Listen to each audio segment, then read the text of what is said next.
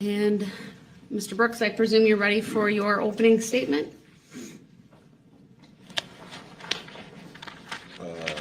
Just 1 second.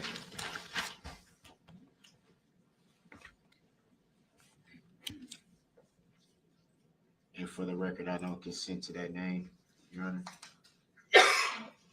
Noted for the record.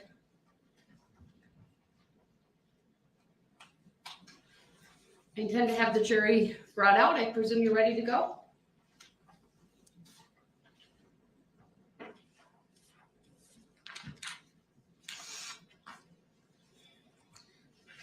Having a slight issue finding certain. Can you sit up because I'm not hearing you very well, so that the microphone picks you up, please? I'm having a slight issue locating some of the files that I need. That's what I was trying to say. All right, we'll take a moment. You can look. Tell me when you locate them. Okay.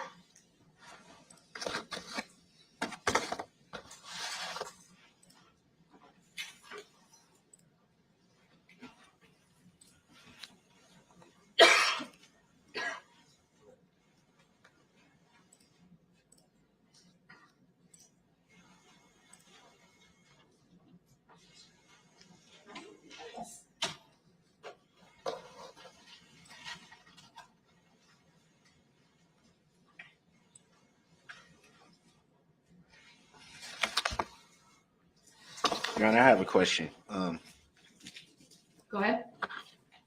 The files that I'm attempting to locate are pertains directly to the witnesses that I will be calling.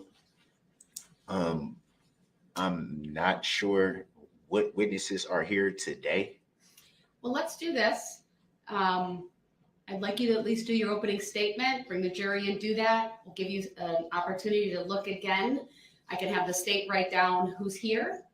I believe it's based on what you told them. And then if there's still something you need at that point, but I'd like to at least bring the jury out and start with your opening statement, okay? Well, just so I'm clear, I didn't give a specific order in who I will be calling by specific order. I gave a generalization of Sure, I'll who have the would be- state, sorry. who would be called on what day. Why don't I have the state write down who's here presently, and then you can make that determination, but at least let's go with the opening statement, okay? That's what I was trying to get at. It would help to know who's actually here today. Before you make your opening statement? Well, so I know if they're not here, then essentially I can't call them.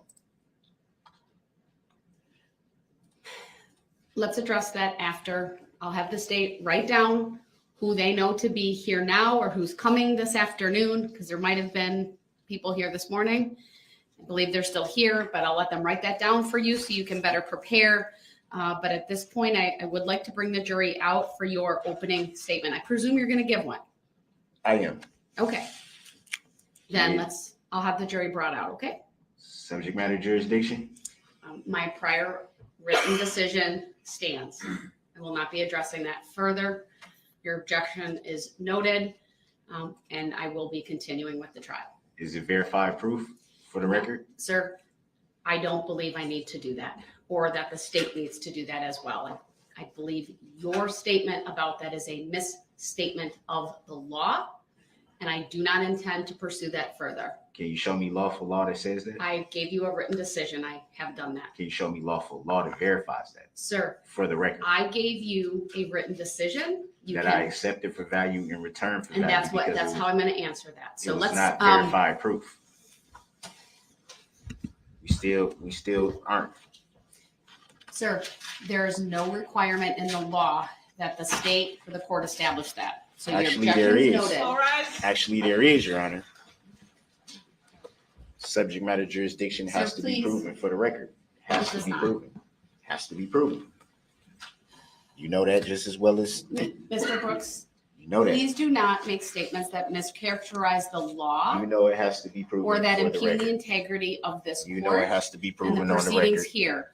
You know the jury is advised to disregard the statements that Mr. Brooks is making regarding subject matter jurisdiction. They are not evidence, and you are to disregard them. You're not presented as evidence.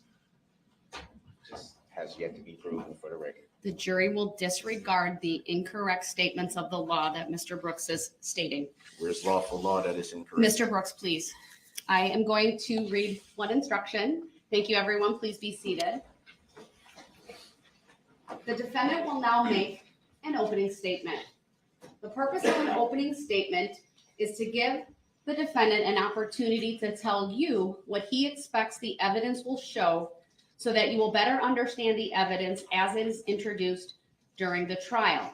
I must caution you, however, that the opening statements are not evidence. With that, go ahead, sir.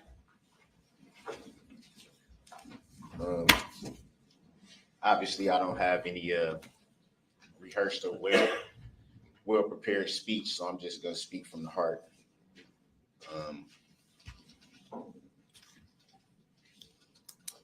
I would just like to first say that I want to bring to remembrance something I think everyone in this room has been taught pretty much as far back as we can remember, is that there's always two sides to every story.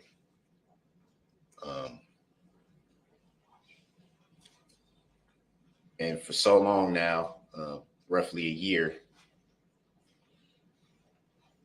there's only truly been one side told of this story.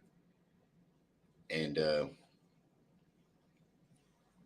I've sat back and watched from countless narratives that's been put out there,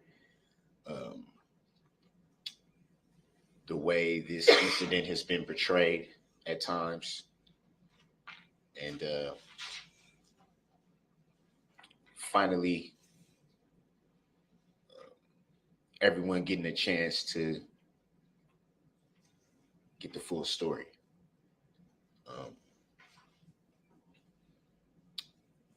You won't hear me try to argue facts. The fact is that this incident was tragic, very tragic. That's not lost on me. Facts are that there's still a lot of people healing, a lot of families healing on both sides.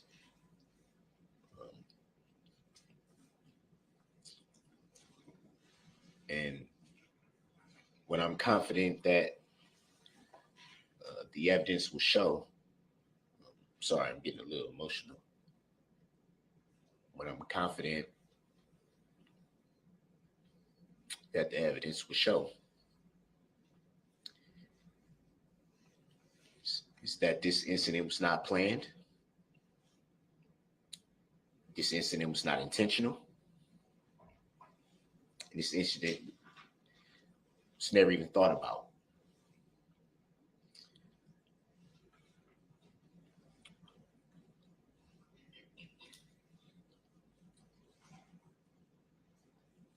It's easy to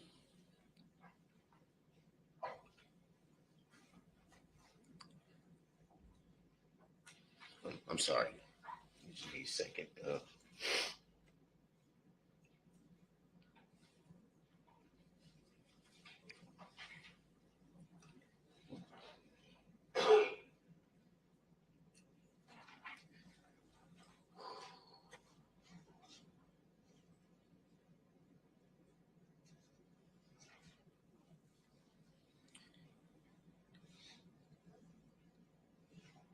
think it's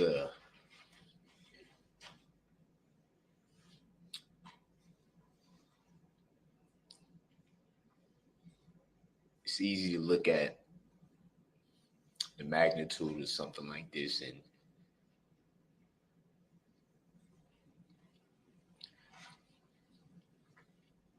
form opinions.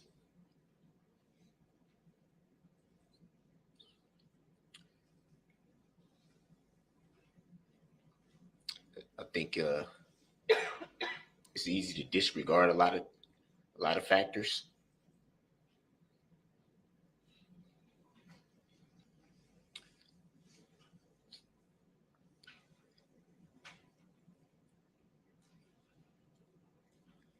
And I think in reference to what I stated earlier, it's easy to forget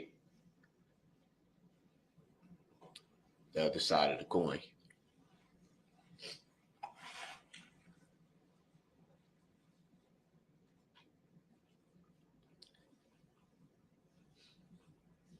There's been a lot of suffering involved in this incident, a lot.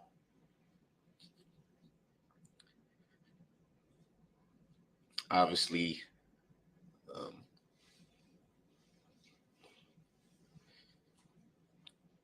with the families,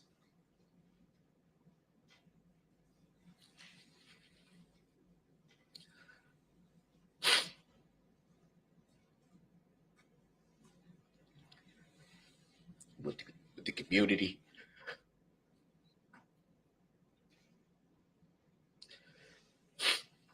and even the alleged defendant's family as well. There's been a lot of suffering,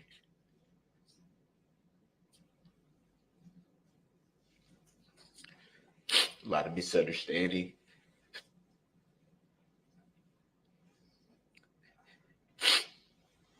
and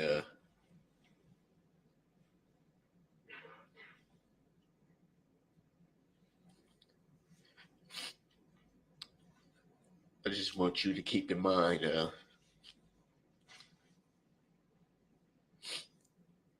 everything that will be presented in its totality. Keep in mind.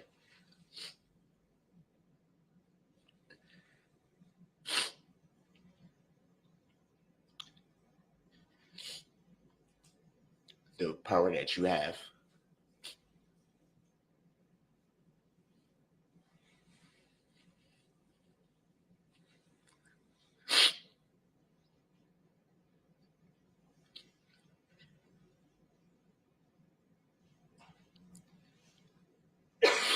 I believe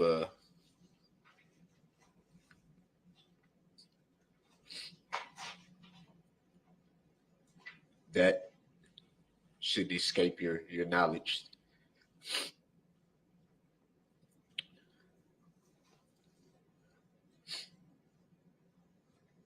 This has been a long process for everybody.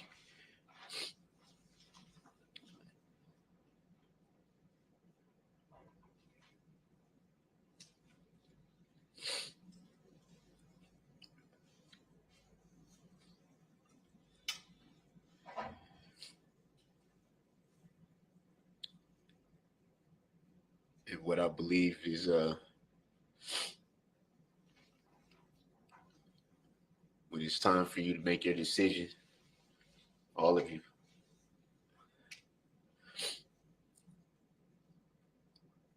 I believe that, and I pray that it's the right decision.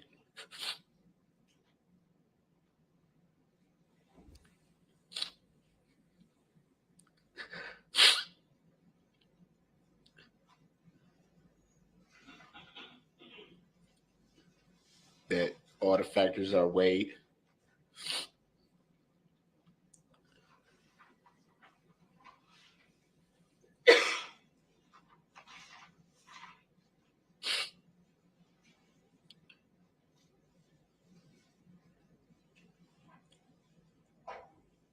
There's been a lot of words thrown out there about the alleged.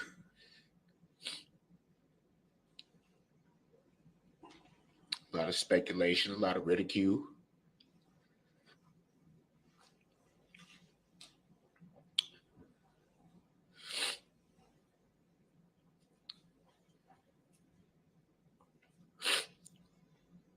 Words like demon,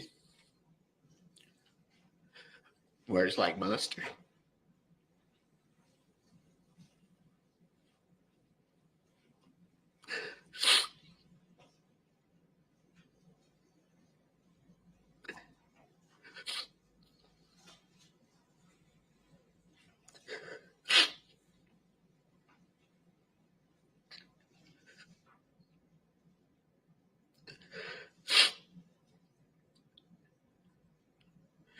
I know a lot of the time I've been before you see me with this mask on.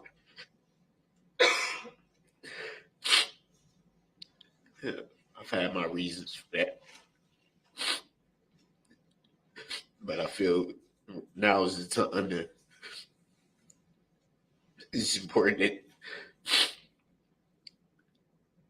you see me for who I am.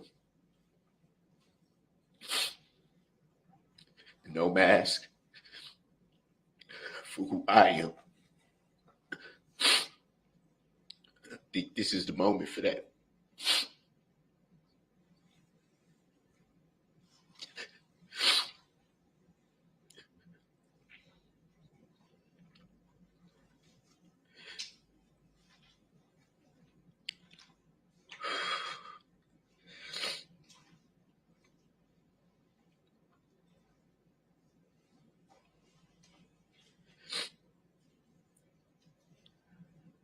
I pray that your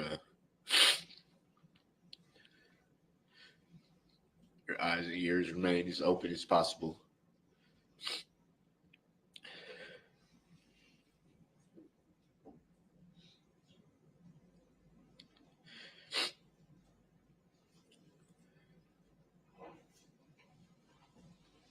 And understand that you alone decide this case, this matter.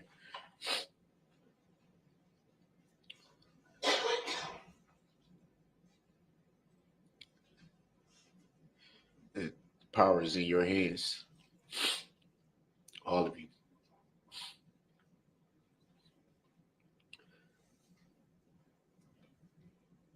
To determine for yourselves what truth is. Thank you. Thank you, sir.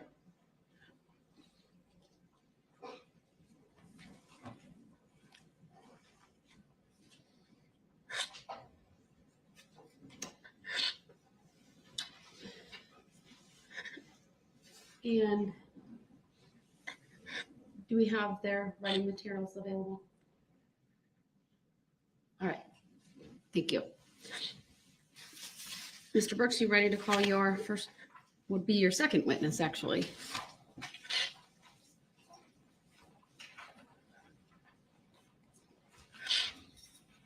You need a minute?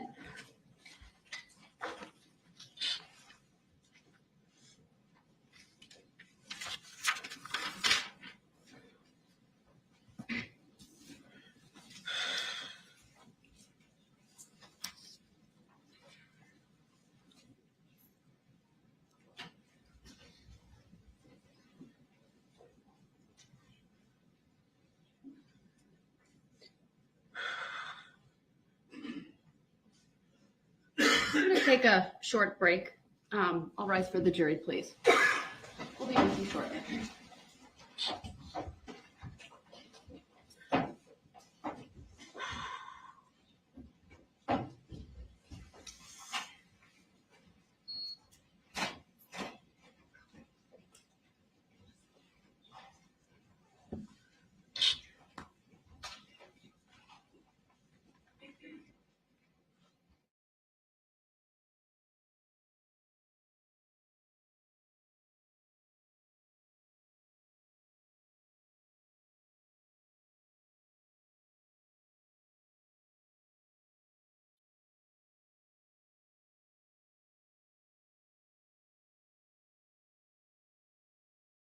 the materials that you were looking for. Let us know if there's something you need in that regard. And Attorney Opper, if you could perhaps just confer with him over which witnesses are here. I'll step off the bench while you do that, and if someone can just let me know, I'll come back out in like between 5 and 10 minutes unless I'm told to come back out sooner. Yes, Your Honor. Thank you.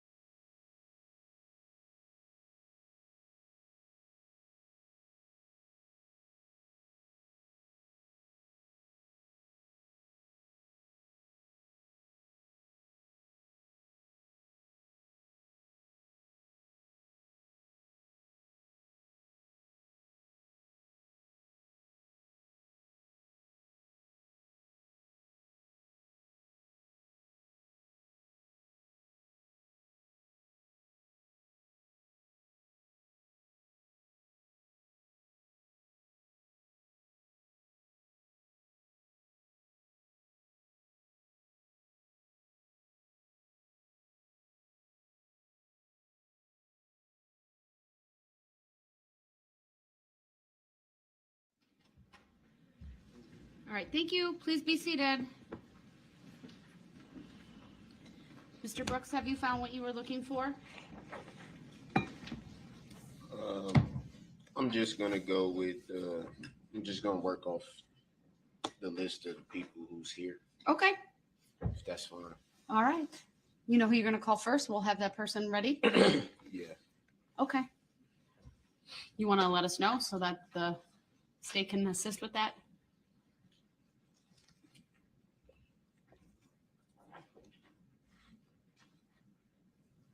Otherwise, you can just call when we are in front of the jury. So have the jury brought out, please. Some of them are downstairs and some of them are out here. So it's fine. It just will take a few minutes if they're over in the main courthouse. Okay. Why don't you tell the state, the first witness, to make sure they're right outside the courtroom, sir? Most likely Bertram. Okay.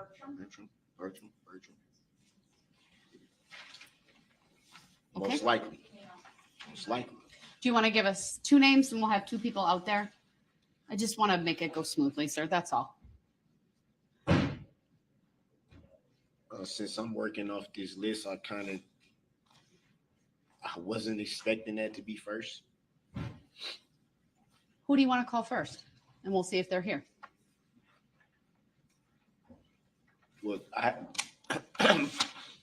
sorry. That's okay. Apparently, this list is who's here, I'm guessing. That's my understanding as well.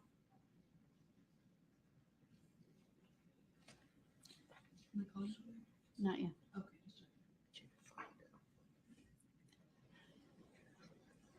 Is there someone you expected to be on the list that is not?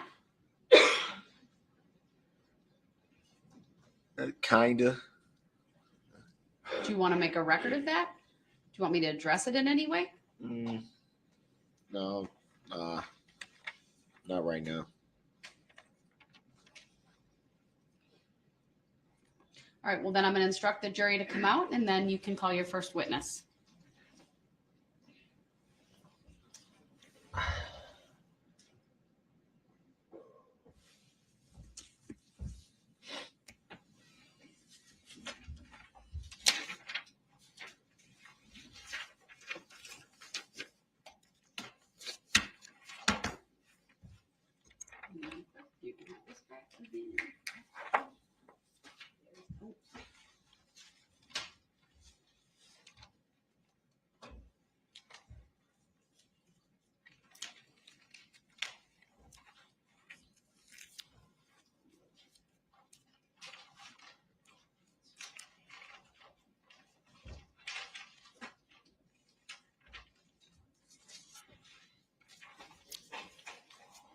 All rise.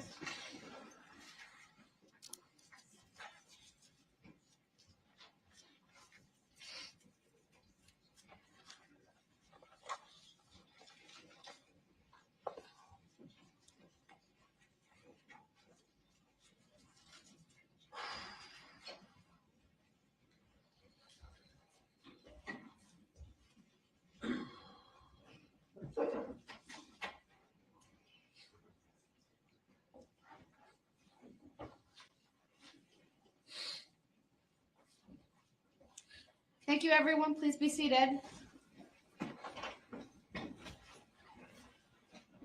Or you may call your first witness. Actually, your second witness. The defense would like to call the plaintiff, state of Wisconsin, to the stand. Your Honor, I object. The objection is noted. It is sustained. Call your next witness, please. Reason for the sustain? Not relevant. And you haven't named a person to go along with it.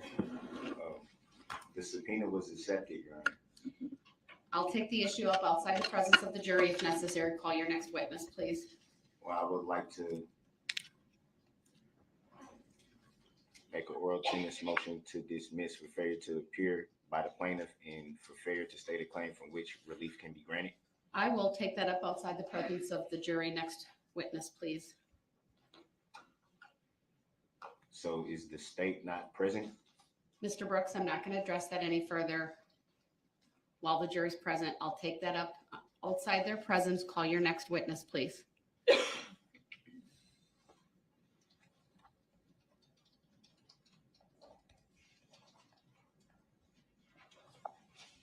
The defense calls Nicholas Kirby.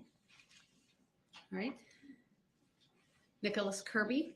Is that a witness who's in the hallway? Do we know? All I don't believe in the hallway, but we will have him brought over, Your Honor. right, thank you.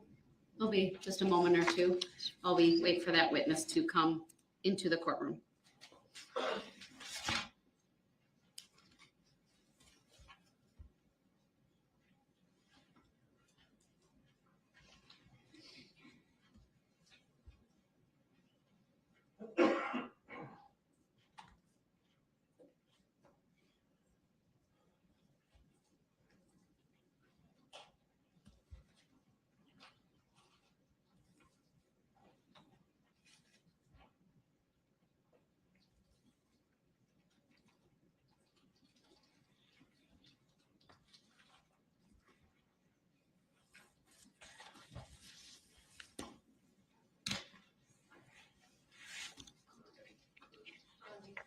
Sorry.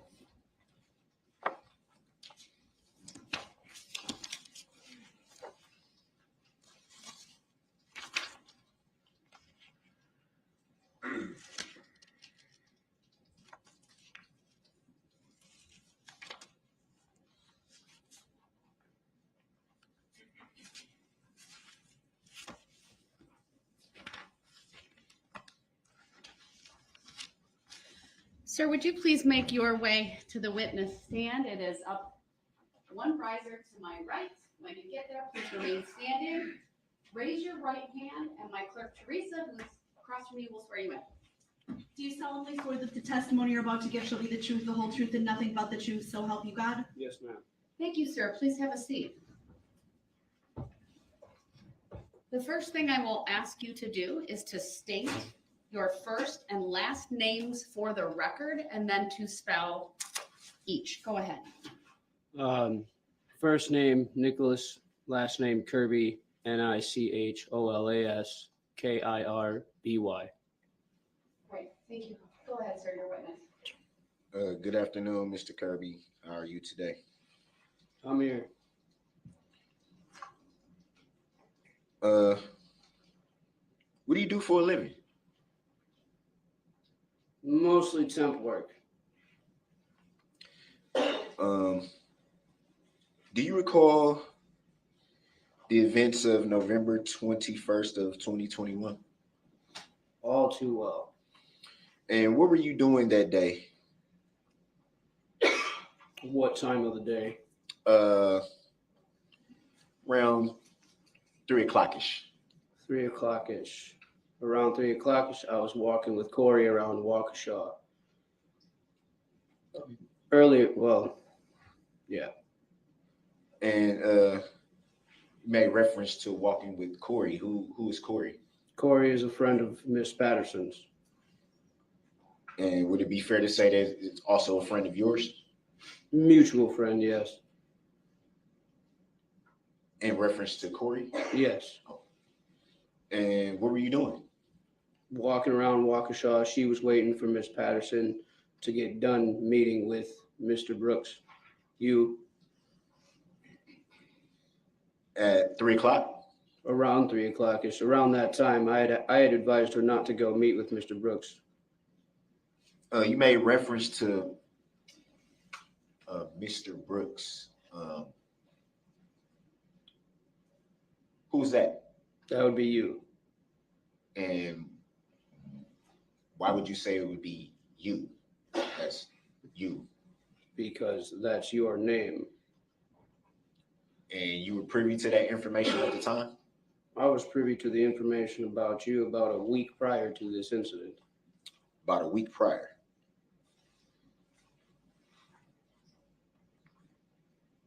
And during your walking around, what were you doing with Corey? Walking, like literally walking. We went from one store to walking around downtown after Erica told us she was going to be going to meet with Mr. Brooks.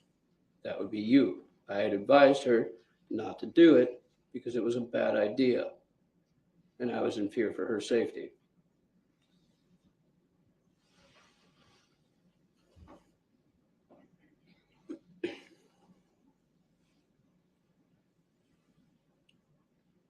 You made reference to going from one store to another. What stores are you referencing? Dollar General and Speedway. Did you go anywhere else? No, Did you ever go to a park? no.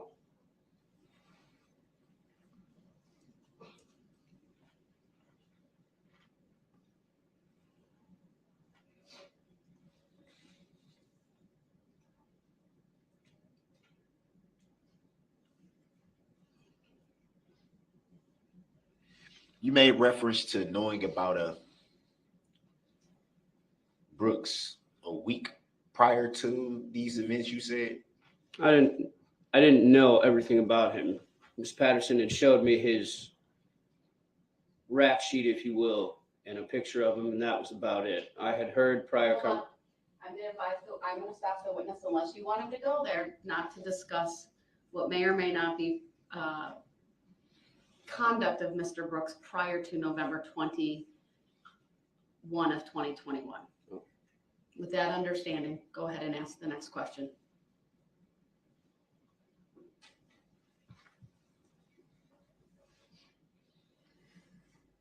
You made reference to a picture you were shown. just a photograph with a rap sheet behind it.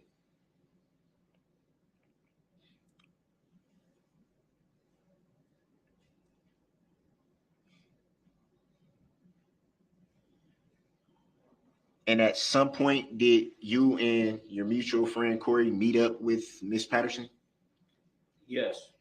Do you recall where that was? Corey and I were in the Dollar General area of Waukesha, which is between East and Broadway Street. We were walking away from Dollar General towards where Erica had said that she was being assaulted and attacked. And do you recall where that area was? Yes. Where was that area? On White Rock Avenue, right across from White Rock Elementary, in front of the red apartments across from that area. Red apartments. Yes. Do you know what those apartments are called? I do not know the name. I'm guessing they're called White Rock Apartments.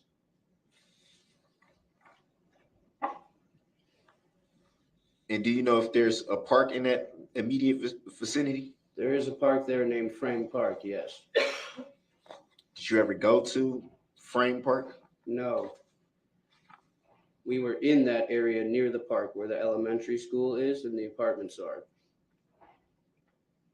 About what time did you and your mutual friend Corey meet up with Miss Patterson?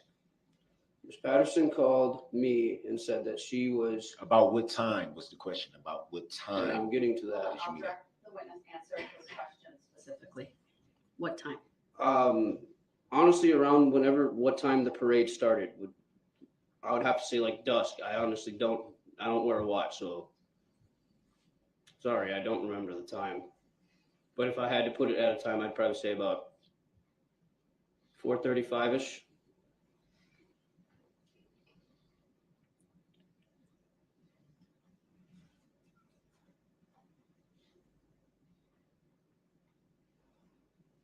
Let's back up a little bit.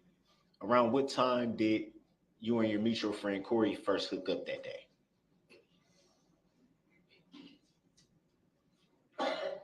I had worked that whole day, so we didn't meet up until I was done working, which was probably about 2:30, 3 o'clock.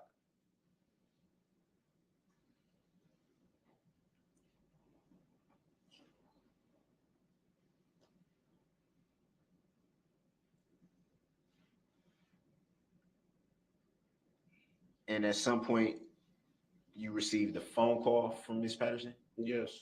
You yourself? Yes.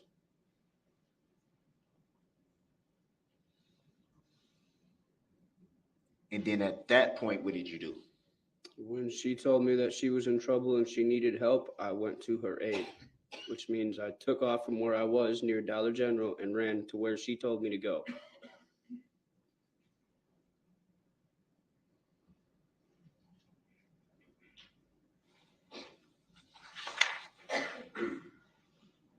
And when you got there, what did you see?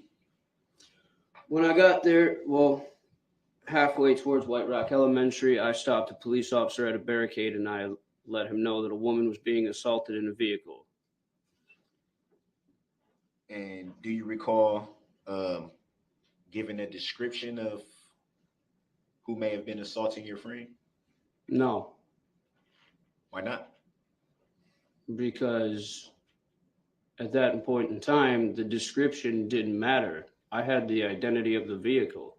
So I told them you need to be looking for a red SUV with a woman screaming out of it. And how did you come into the knowledge of the description of the vehicle? Because I saw the vehicle. At what point did you see the vehicle? When Corey and I were walking up White Rock Avenue on the apartment building side of White Rock, which would have been my right if you were walking towards the train tracks that crossed White Rock. On my left was White Rock Elementary. I walked past the red vehicle, didn't realize that she was in that vehicle. Then Corey and I crossed the street to White Rock Elementary and started walking down the sidewalk. And I heard her scream, Miss Patterson scream. I don't remember exactly what she said, but she screamed and I knew it was her. So I walked back across the street and escorted her across the street over to White Rock Elementary. I don't think that's what I'm just giving you full description. Let's back up a little bit because that doesn't make sense. You stated that you had a description of the vehicle. Would that be fair to say? Yes. The question was, how did you learn of the description of the vehicle at that point? Miss Patterson told me over the phone that she was in a red SUV. There aren't many red SUVs with young women screaming for help in Waukesha.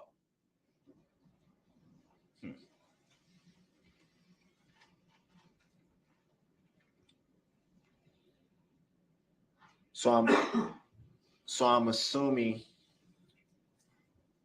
because you made reference to stopping law enforcement before arriving to the scene. Would that be fair to say? Yes.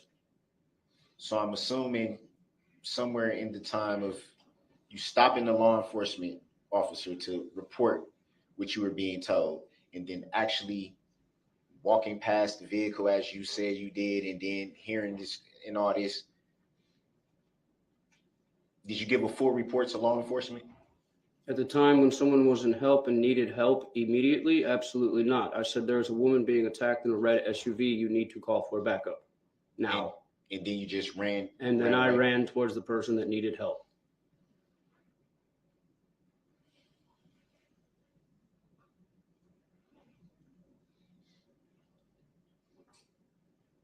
Did you at any time give a more detailed report that evening? No, not that evening. Did you speak with any more law enforcement that evening? Yes. Do you recall whom that was? I do not recall the officer's name that showed up in the SUV coming down White Rock, in the police squad SUV. I don't even know the name of the officers that turned into Frame Park and went to the boat launch instead of where Miss Patterson, myself, and Corey were.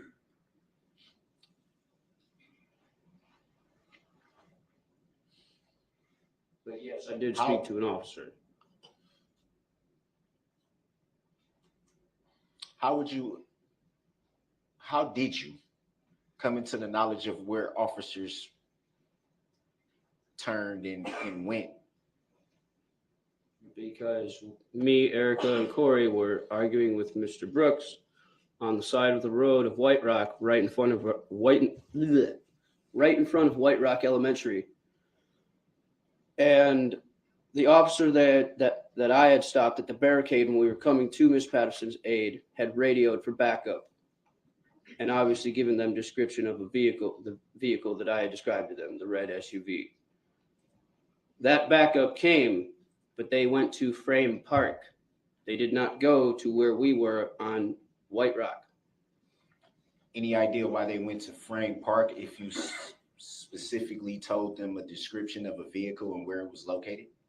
I did not tell them where the vehicle was located because at first incident, Mr. Brooks had taken off in his SUV.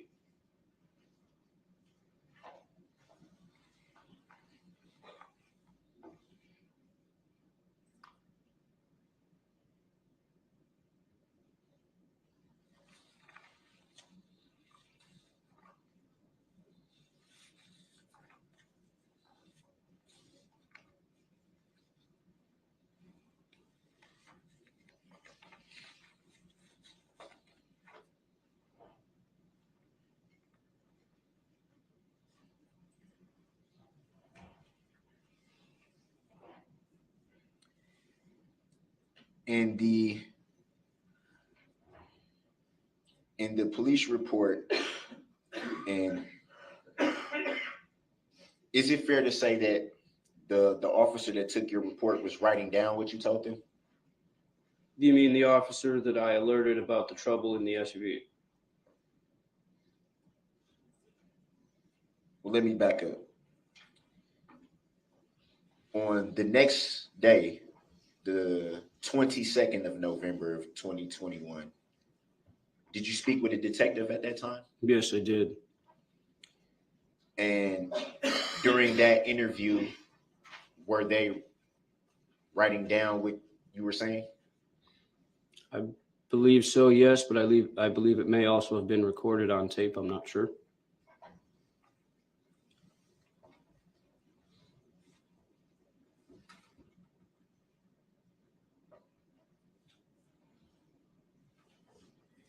And do you yourself recall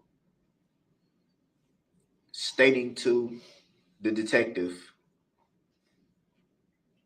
that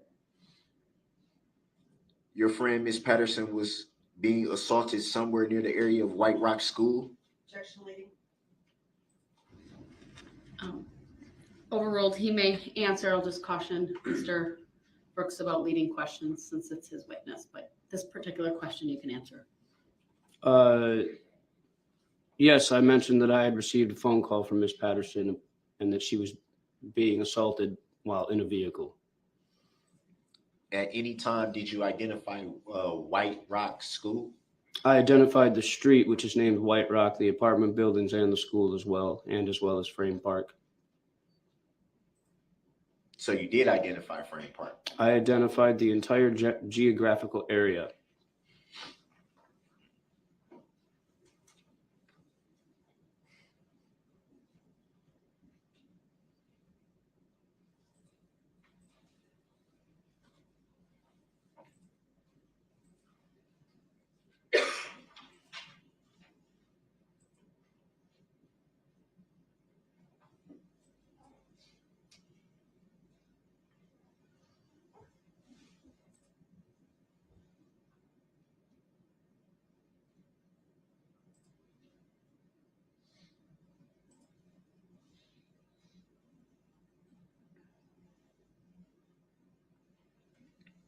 And at some point, you said you heard your friend Miss Patterson screaming. Yes.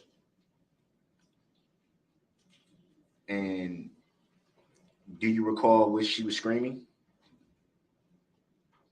Objection, hearsay. I said, do he recall? Ask from the question. He's asking, did he hear? So you may answer. It's a yes or no. I do not. Yes, she screamed.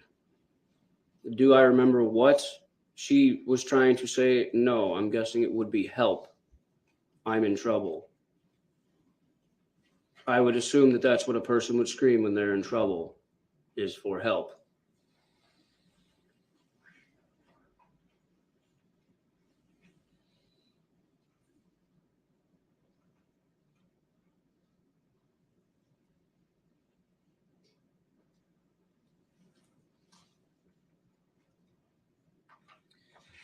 Do we still have the exhibit with the footage from the White Rock School available? The security footage? The security footage, I'm sorry. We do. Would the state be willing to pull that up? I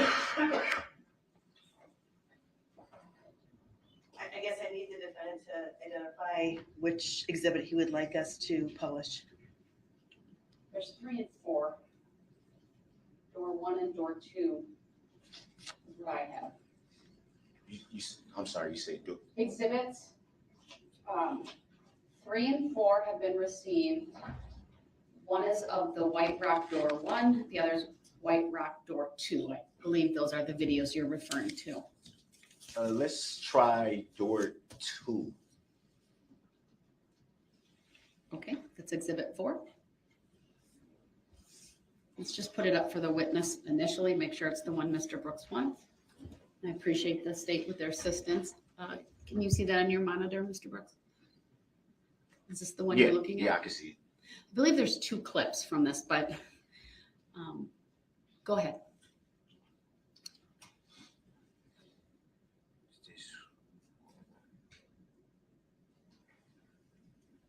Can you?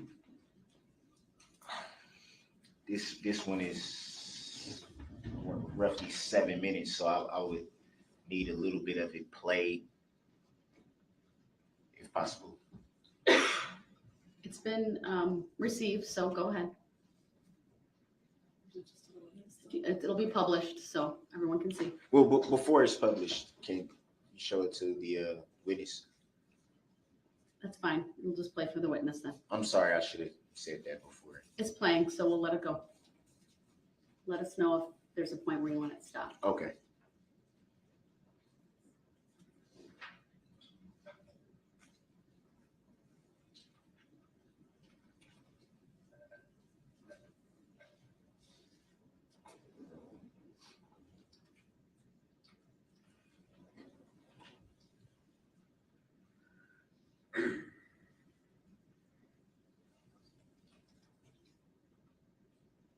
I'm not sure if this is the video you're looking for, though. So it might be. Think it might be door 1. No, It's exhibit 3. No, maybe not. Let's watch. I could be wrong. I was kind of thinking that too. Take a look. Of course, none of our statements right now are any kind of evidence. We're just trying to get to the right spot. Can you Pause right now at 105. 105? Can you back it up a few seconds? Not 2 or 3, but maybe 5 seconds, 6 seconds, maybe. It's at 59 seconds. The witness, it is on the witness stand, by the way, just so you're aware. Okay. He's watching it. Can you play from here?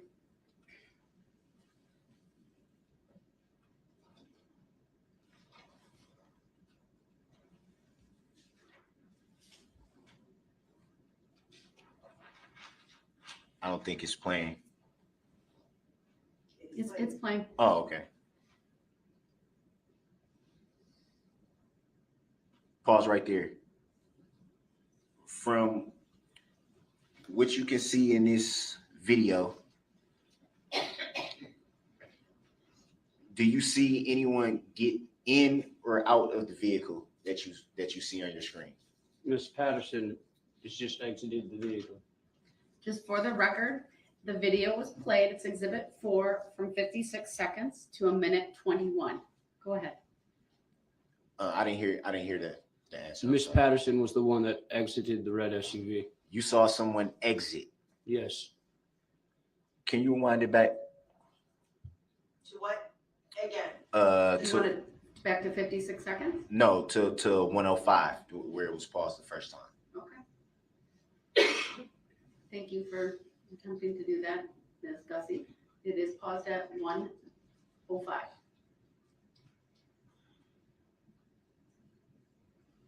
Do you want to play from? Yes, I'm sorry.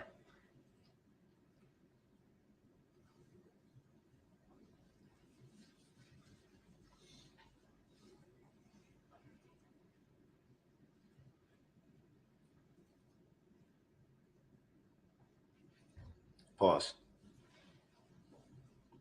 Paused again at 1:21. Oh, okay. Did you see anyone from in the video that you're being shown now, from about the 1 minute and 5 second mark to where it's paused right now at 1 minute and 21 seconds, did you observe anyone get in or out of the vehicle? I'm going to take back what I said earlier. Apparently, according to this video, she did not exit your vehicle. She was behind the White Rock sign. That's why I did not see her. Did you see anyone get into the vehicle? Later on within the incident, On- yes. On the video that you are able to view right now, from the 1 minute and 5 second mark to the 1 minute and 21 second mark, did you observe anyone get into the vehicle? No.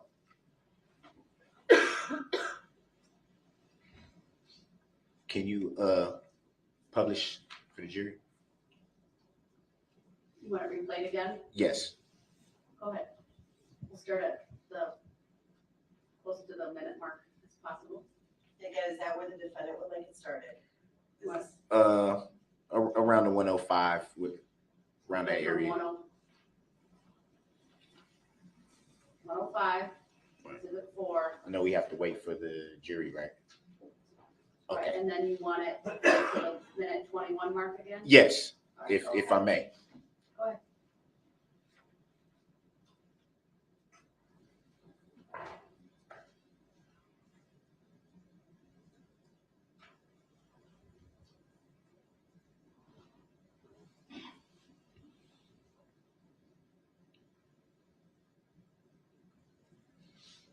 And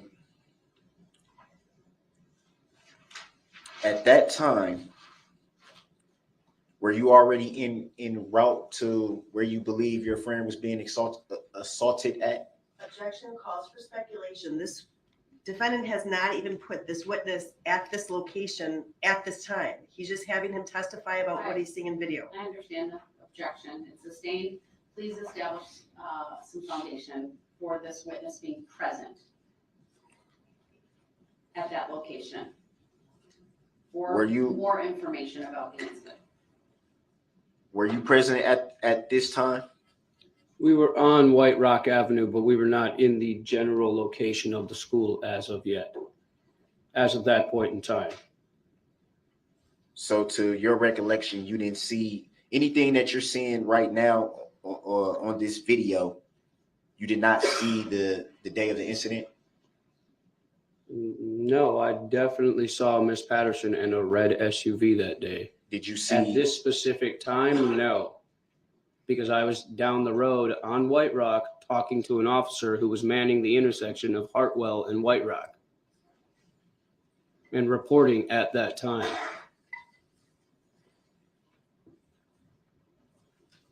Can we play a little bit more, if I may? Objection as to relevance. If he wants to direct the video to a certain time that he would like to ask this witness about that particular time, if the witness saw that, that's fine. But he can't go through each video and say,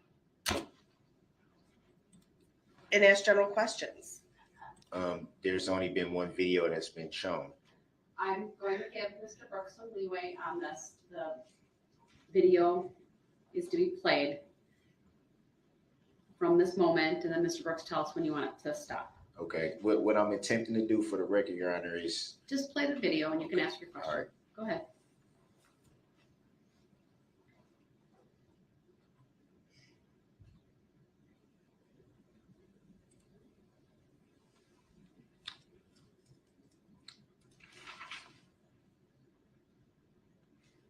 can you pause it right there? Video's paused at 1:38. By what you are viewing in this video right now, had you and your mutual friend Corey linked up with Miss Patterson at that point? At this point in time in the video, given from what I've just seen, that was when Erica was on the phone trying to get a hold of me. We were already on White Rock at that point in time. We were not near the school at that point in time, though.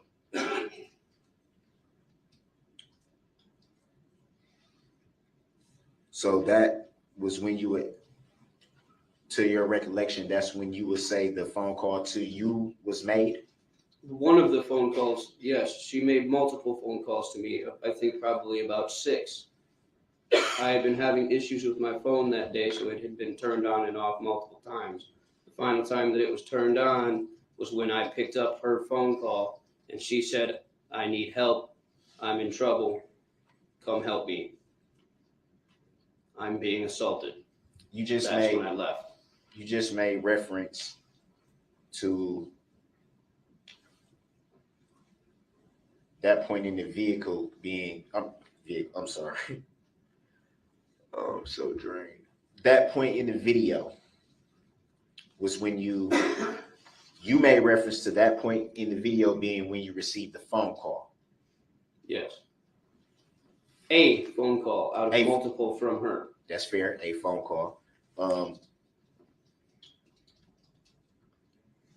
Would it be fair to say though? Would it be fair to say that, and this is in reference to you saying that you were having issues with your phone that day? Would it be fair to say that you're not sure how many phone calls you had received that day or who they were from? I only received 51 phone calls on my phone that day that I actually do know. 6 of which belong to her. And all around the same time? All around the tent. She obviously didn't want to get off the phone because no one calls me 6 times in a row unless they need some help. Can we continue to play from 138? Go ahead.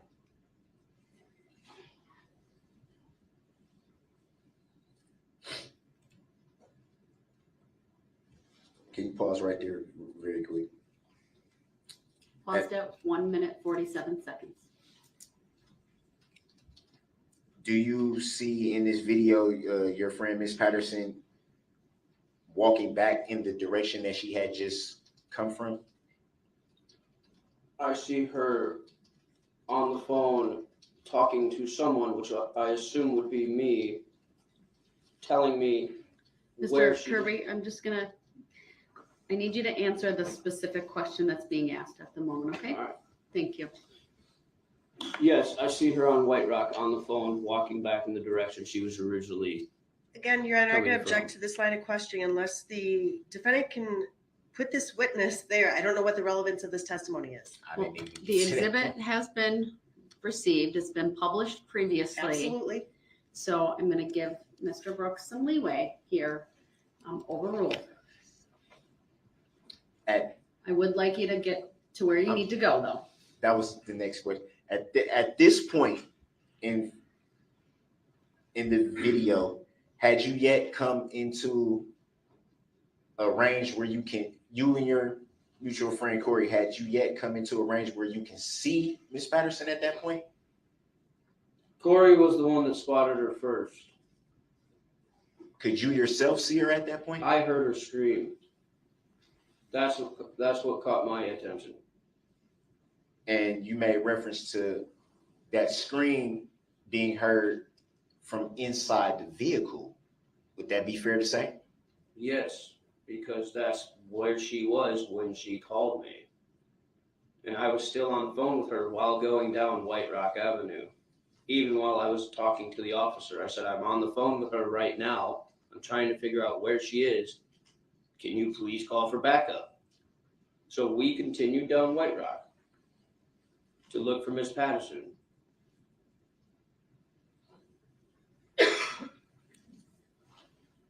Would it be fair to say that in the phone call you received, she told you where she was at, and that's the area that you were generally responding to with your mutual friend Corey? Miss Patterson doesn't know Waukesha. I knew the area she was talking about because I live in that area. Would it be fair to say that you just testified to when you had the interaction with law enforcement that you stated you're on the phone with her right now trying to figure out where she was? So would it be fair to say at that point you didn't know where she was? I knew that she was on White Rock. I didn't know exactly where or how far down on White Rock she was at that point in time. At that specific time, I did not know. It wasn't until I seen a red SUV parked in front of the apartment buildings on White Rock that I figured that might be the one that she was in. It was Corey who spotted her across from the road. From we're paused at the 1 minute and 47-second mark of this video. It's a little hard to see houses and things of the like. Can you point out in what area the red apartment you're referring to might be? It's a touch It's a touch screen, so you can. I don't know. You can make an arrow point in the direction if that's helpful. Not good with technology, guys. Sorry. I'm a dirt digger. Okay. This is the entrance to White Rock Elementary. Across the street and up maybe 20, 30 feet, there's an intersection leading from an apartment building to the White Rock campus. That would be up here in this general corner right here. This whole area. Would it be fair to say that from where we're paused at in the video, we can't tell if there's any vehicle parked in that general area? You literally just played the video where the vehicle Just turned answer the around. question, sir. No, you cannot see it from this angle. We please clear the Yes. arrow. Thank you. Would it be fair to say that where the video is paused now, that Ms. Patterson is not, or who you identified as Ms. Patterson is not inside of a vehicle? She is not inside of the vehicle in this video, no. Can we play it from 1 minute and 47 seconds? Go ahead.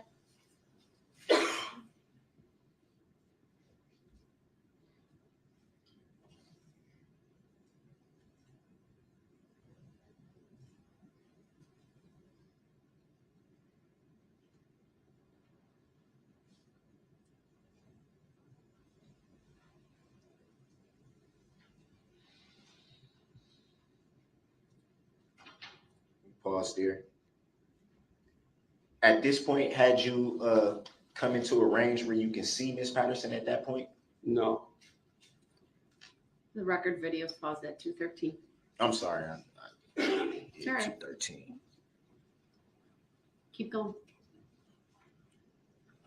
And you made reference to your friend Corey spotting her first. Yeah. Is that correct? Corey had said that she thought she had seen her across the street. And we looked and we crossed the street once and then we crossed the street back over.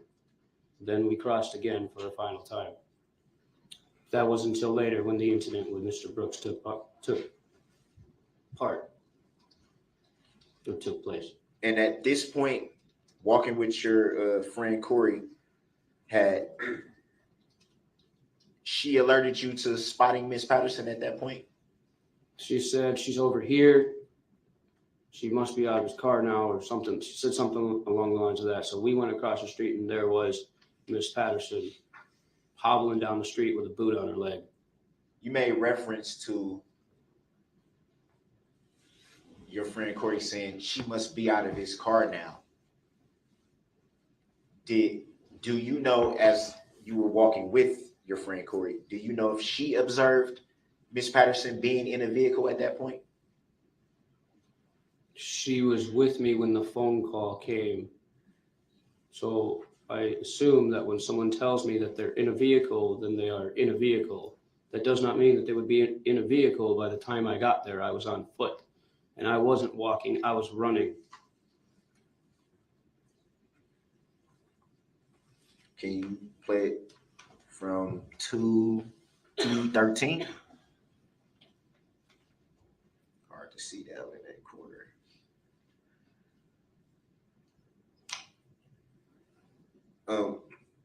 Hold on, let it play. Okay. Pause right there. Is that 4:09? Yes.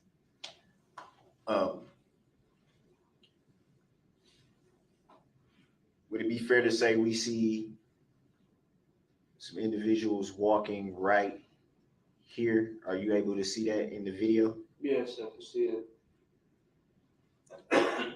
At that time, had you come close enough to the scene where you can observe any individuals in that area? I don't remember the people that were in that area. I was only focused on the one, and that was the one in danger. Could you So no, could you at that point observe Miss Patterson? from my point on the street, from where I was At that time, yeah, where it's paused at now. during a parade, no. Can we clear the circle? Thank you. We observed at some point Miss Patterson crossing over to the opposite side of the road. Yes. Did you see that? Yes. Any I was idea- on the phone with her at that point. Could you observe from coming down White Rock? Can you observe that from where you were at that time? I was at the intersection of White Rock and Hartwell when she said that she was by some red apartment buildings. Could you see her from that position? No, not from that far down. Can we play it from 409? Go ahead.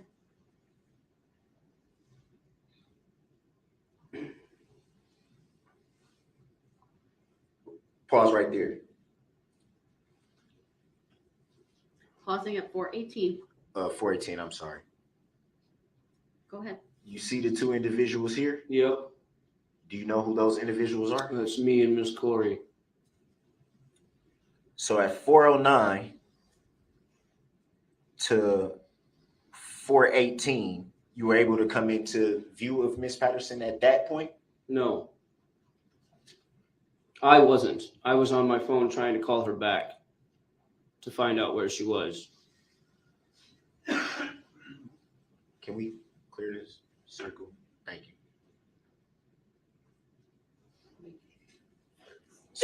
So at this point right here where the video is paused, 418, you weren't able to observe Miss Patterson on White Rock Avenue at that point? Objection, ask and answer. Huh? Overruled, the witness may answer.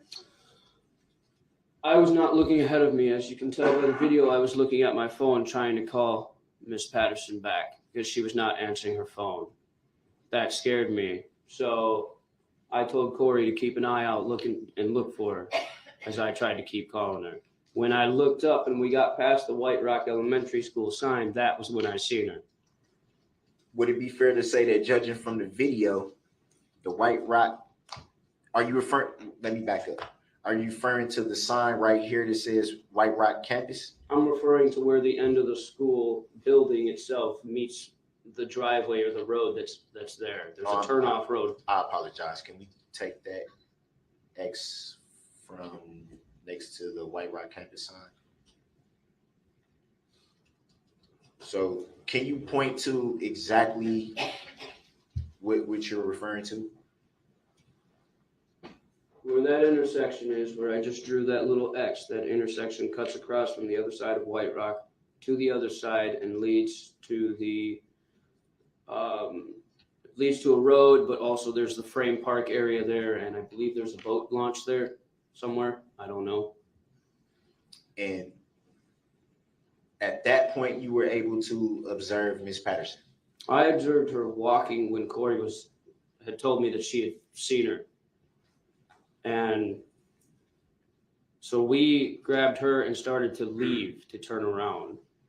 At that point in time, an officer was coming to Frame Park because of the report that I had given. So you observed Miss Patterson walking and not inside of a vehicle. At that point in time, no. No, as in She was not in a vehicle at that point in time when we finally came upon her. So when, if at any time did you observe Miss Patterson inside of a vehicle? When she was going back into his vehicle to get her things or whatever it was that she was trying to pull out of his car, her phone or something or whatever. Can we play the video from 418? Go ahead. Oh, I'm sorry. Can we clear the X? Continuing to Sorry play about from that. 418, it's at 421, but go ahead.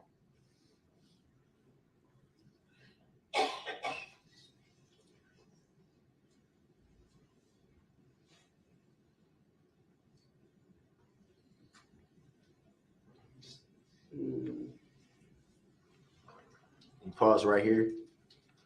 Is it fair to say it stopped at 4 minutes and 38 seconds? Is it fair to say from the video that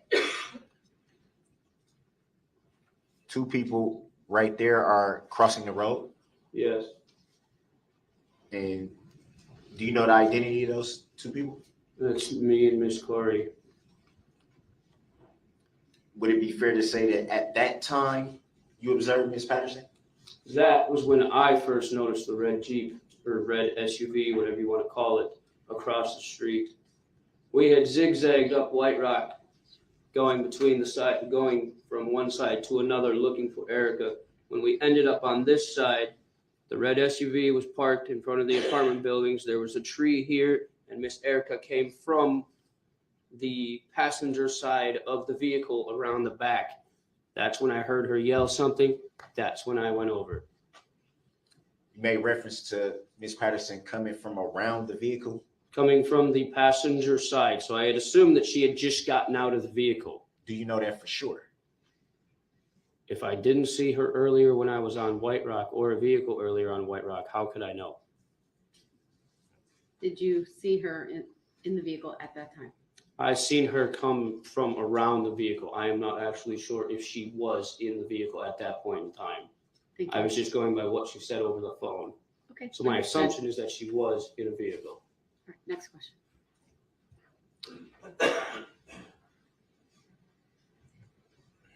If it pleases Your Honor, do we have a better view of this point in particular? I don't know. Maybe on Exhibit 3 might be a better view of this. If you have a particular specific spot to direct the state to, then I will have them do that. But Can we view Exhibit 3? do you have a specific spot to direct the state to on Exhibit 3? I'm not sure. It's been, I don't know how long since we viewed that exhibit. I don't know how long it is.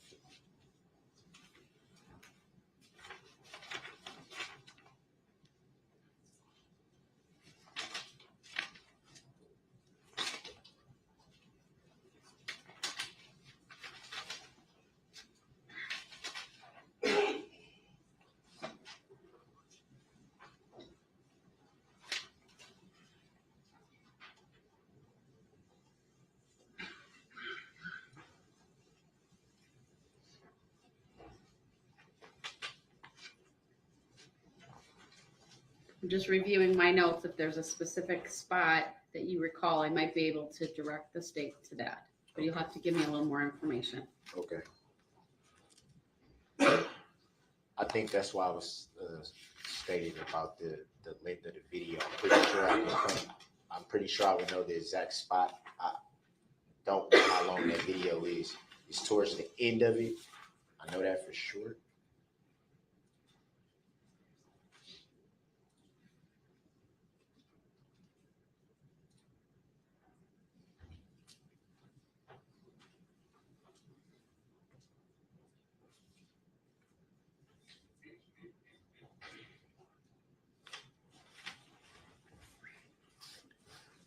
Can you ask your next question? You need to be able to tell the state with more specificity which part of which exhibit and at what point. Well, I know the exhibit. The exhibit would be 3. And the spot, judging on the length of the exhibit, would be towards the end of the exhibit. And you're sure it's exhibit 3? It'd be That would exhibit be 4. White Rock Door 1, correct? That's my understanding. All right, so we're done with this exhibit? Yes. Turn that off. Just, I'm gonna just ask the state to just preview to the parties. We'll see if we can find it quickly on exhibit 3. Yes. So it's Looks like it's 4. about 4:14, a little over 4 minutes. So I would say around about the 3:30-ish mark, if that helps. Well, we're gonna just show it to you in the state, and if it helps you, then you can ask this witness a question about it. Otherwise, we're gonna move on.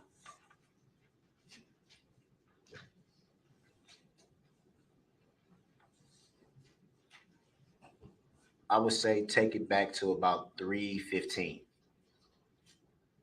This is the footage, though, you're looking Yes, for? this is the footage, yes.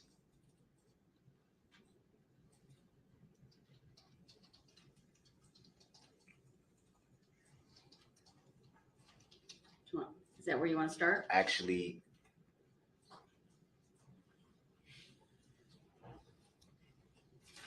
let's go 3 minutes, exactly. This is definitely the video. All right, this has previously been received. Why don't we watch it from this point forward and then ask your questions? But before it's played, Don't hit that yet. Sorry. Turn it wait off. for the jury. Go ahead, tell me what you want to do. That was a mistake on our part. It's just You in front of sure? you and the witness at the moment. Yeah, that's fine right now. Well, I don't want to have to play it twice for the jury. So if you're going to question him, let's show it. It's already been admitted. So should it just publish Why now don't or we just? publish it from this point, play it, and you can ask the witness questions regarding it, okay? Okay. All right, so it's at 3 minutes. It's play about 1 minute and 14 seconds to get from this point to the end. So are we publishing or? Yes, we'll publish Okay. now. Jury, if you can let me know when it's on the monitors in the jury box. That may take a little longer.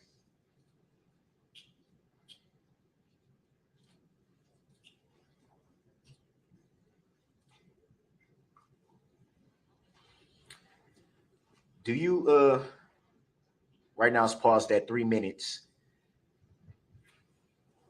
Does looking at this video right now bring any recollection of that day back to you? Yeah. And using the touchscreen, can you identify if you see yourself in this video? Can you identify where you are? I'm right here. And can you identify who the other person is that's shown on the exhibit? That's Miss Corey.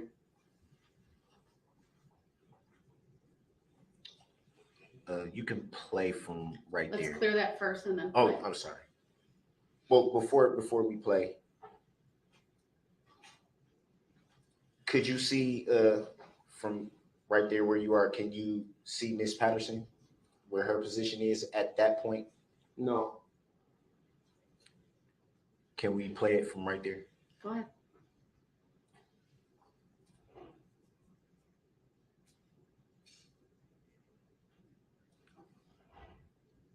Can we pause? It's fair to say that we can see you and Miss Corey running towards the area of the vehicle that just stopped. Is that fair to say? Yes. And where was Miss Patterson at this time, if you recall? At that point in time, she had met up with Corey. Corey had walked ahead of me, and her and I were looking for her. I didn't see her right away. Corey did. And she said, she just told me she's in a red car. So that's what we were looking for. At that time, was Miss Patterson inside of the vehicle? I do not recall.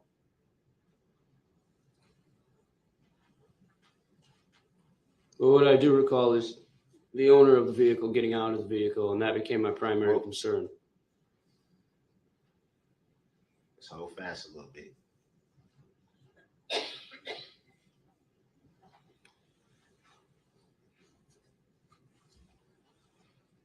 We observed the two, you and Miss Corey running towards the area of the vehicle. Why such the urgency?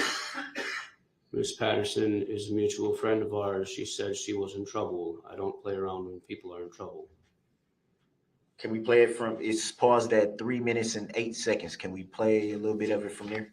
Go ahead. Pause right there. Can you see Miss Patterson? It's paused at 3 minutes and 11 seconds. Do you see Miss Patterson in this video? Where it's Yes. paused at right now? Yes. Is she inside the vehicle? No, she is not. Had you seen her before that? Corey had spotted her, not me, before that. She did.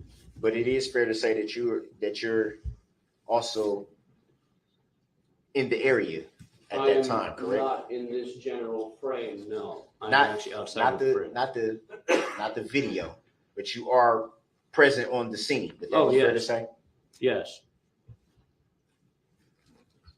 And what happened at this point, if you At recall? this point, there was a physical altercation between Mr. Brooks and Miss Corey and Miss Erica.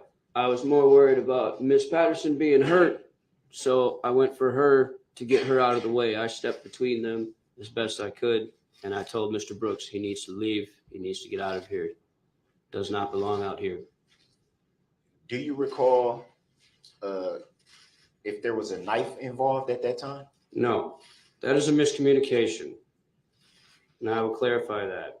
The Monday, Hold on, there's not a question yet. Okay. He'll ask the questions. I appreciate that, but just answer the questions that are asked at this point. Go ahead.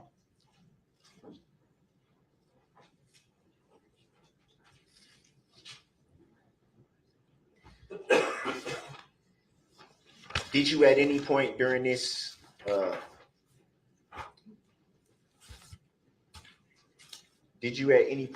this altercation, did you observe Miss Patterson get back into the vehicle at that point?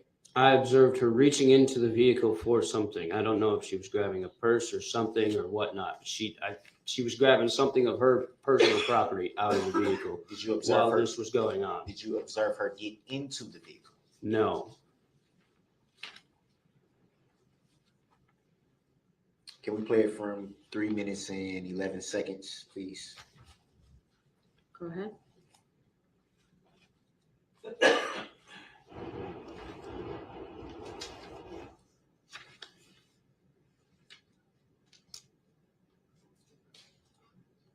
Pause it right there.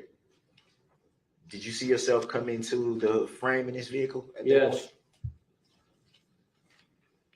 point? Would that be you there? Yes. It would be fair to say that you had some type of jacket on, or a black jacket. At one that point, yes. evening? What happened to your jacket at that point? That jacket hit the ground as soon as Mr. Brooks started going for the two women. So you threw the jacket off, Mm-hmm. Is that a yes? Yes, ma'am. Thank you. and what was your reason for throwing the jacket off? Well, if the court don't hate me for it, I'm just going to say it's a good thing that there were two women in my way at that point in time. And what do you mean by that? That means when my jacket comes off, trouble's going to happen. Especially if you're trying to assault a woman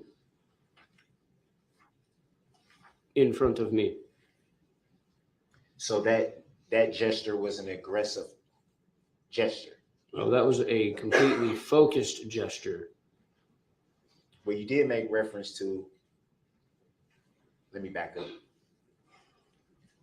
Would it be fair to say that you just made reference to trouble following you throwing off your jacket? No, not trouble following me.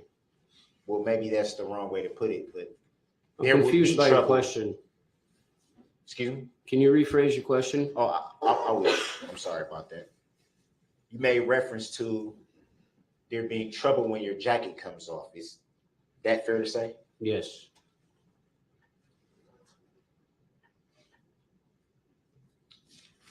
Would it be fair to say that that would be, or that could be, perceived as an aggressive gesture? You mean as an Objection calls for speculation. How it's perceived calls for speculation. Sustained as to the form of the question. If you recall, who gave the report that there was a knife involved? That was not put into a report. That was a miscommunication between me and an officer. I had been knifed earlier that week and had 12 stitches in one hand. I said, now I have a friend being assaulted and I need backup here. So when the police stopped and asked if there was a knife, I said, no, there was never any knife. I didn't have a knife. Miss Patterson, Miss Corey didn't have a knife. You didn't have a knife.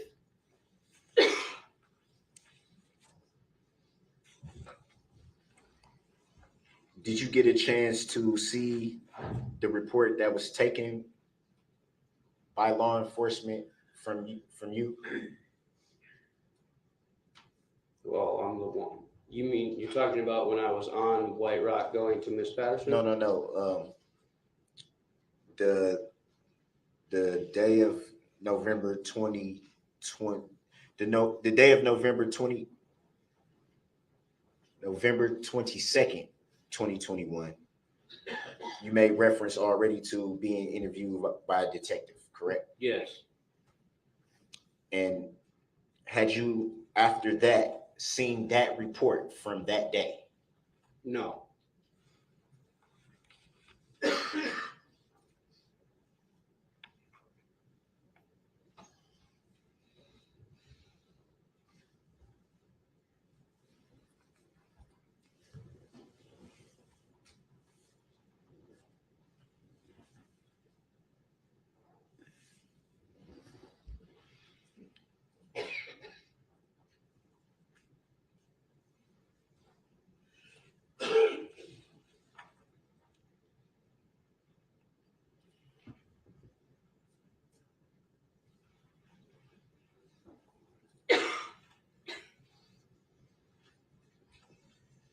And you stated that the reporting of the knife was a miscommunication, you Yes. referred to it as? Yes. Did you at any time tell law enforcement that there was a knife involved in the altercation? No. Do you know if your friend Corey told law enforcement that there was a knife involved in the altercation? No, she did not. Do you know if your friend Miss Patterson told any law enforcement that there was a knife involved in the altercation? She did not as well. No.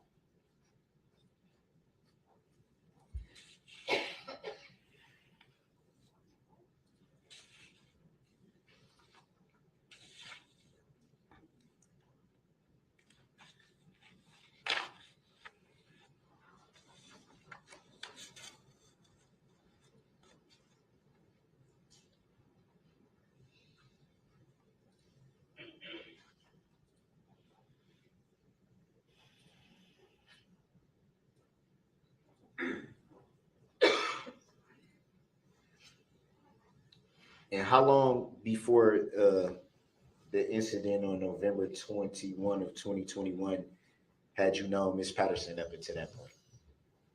Probably maybe a week and a half, 2 weeks.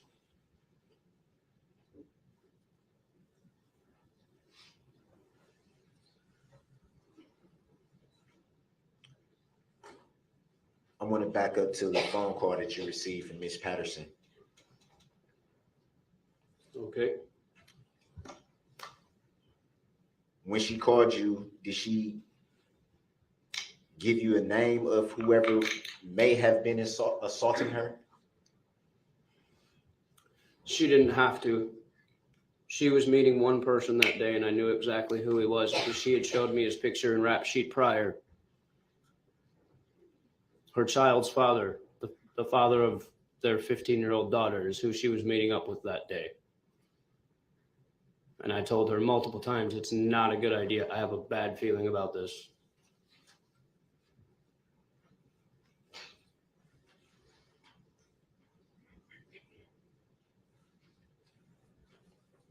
Do you recall stating, well, actually, you testified to that here today.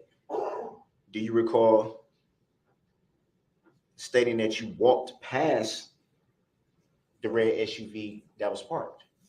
Yes. Would it be fair to say from the two exhibit videos that we watched today that you in fact did not walk past any SUV? I most definitely walked past an SUV that was red on White Rock Avenue. Whether or not it was your specific SUV, it was still a red SUV.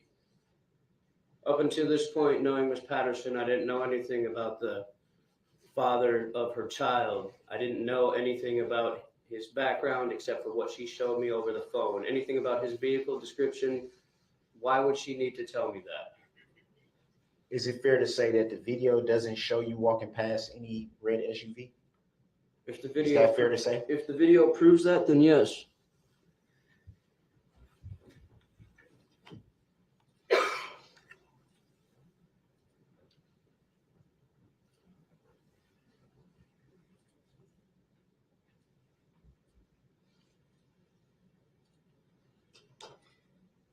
In the report that you, well, in the report that was taken from you by detective, do you yourself recall stating that the alleged defendant tried to punch and push you? The alleged defendant being you, yes. Attempted to. Would it be fair to say from the video that it doesn't show you being pushed, or No, it does not. It shows me pulling two women away from the situation. any reason why you would state to detectives that the alleged defendant attempted to punch and push you? Probably because there were three different people's fists flying, and I was just trying to get the people that I cared about out of the way of danger. So if my statement to the detective is off a little bit after watching a bunch of people get run over, I can understand why. So you were at the parade that day? I was not at the parade that day. I was in the area So trying how to get back to my house. so how can you watch people being run over if you weren't at the parade that day? I wasn't attending the parade. I was in the area that the parade route was in. My street is the parade route. Did you see anyone injured that day When during the parade? Yes, after I walked back through that area, You saw someone get injured? I saw a red SUV take off like a bat out of hell down Main Street and go through a crowd of people. The question was, did you see this take place? With my own freaking eyes, yes. How many times do I have to say yes for you to understand it? YES spells yes. I'm sorry, Your Honor, I don't know how to. Are you moving to strike the last response? Yeah. The jury will disregard the last response. I'm just going to remind both of you, please answer the questions that are asked. And follow-up needs to take place. Either Mr. Brooks or the state will ask. Is it fair to, well, in reference to the Exhibit 3 video that we just viewed? You're talking about the one by the elementary school. Yeah, the one Okay. the one that we just viewed, Just checking. which would be Exhibit 3. Is it fair to say from that vehicle, got me Video. I'm sorry. From that video, is it fair to say from that video that, in fact, there are not 3 people throwing punches? Would that be fair to say? There are 3 people throwing hands in that video: Erica, Corey, and Mr. Brooks. Not myself. If you watch the video, you will see 3 pairs of hands go up towards one another. Whether one is stepping in to pull someone away from another or not, hands are being brought up.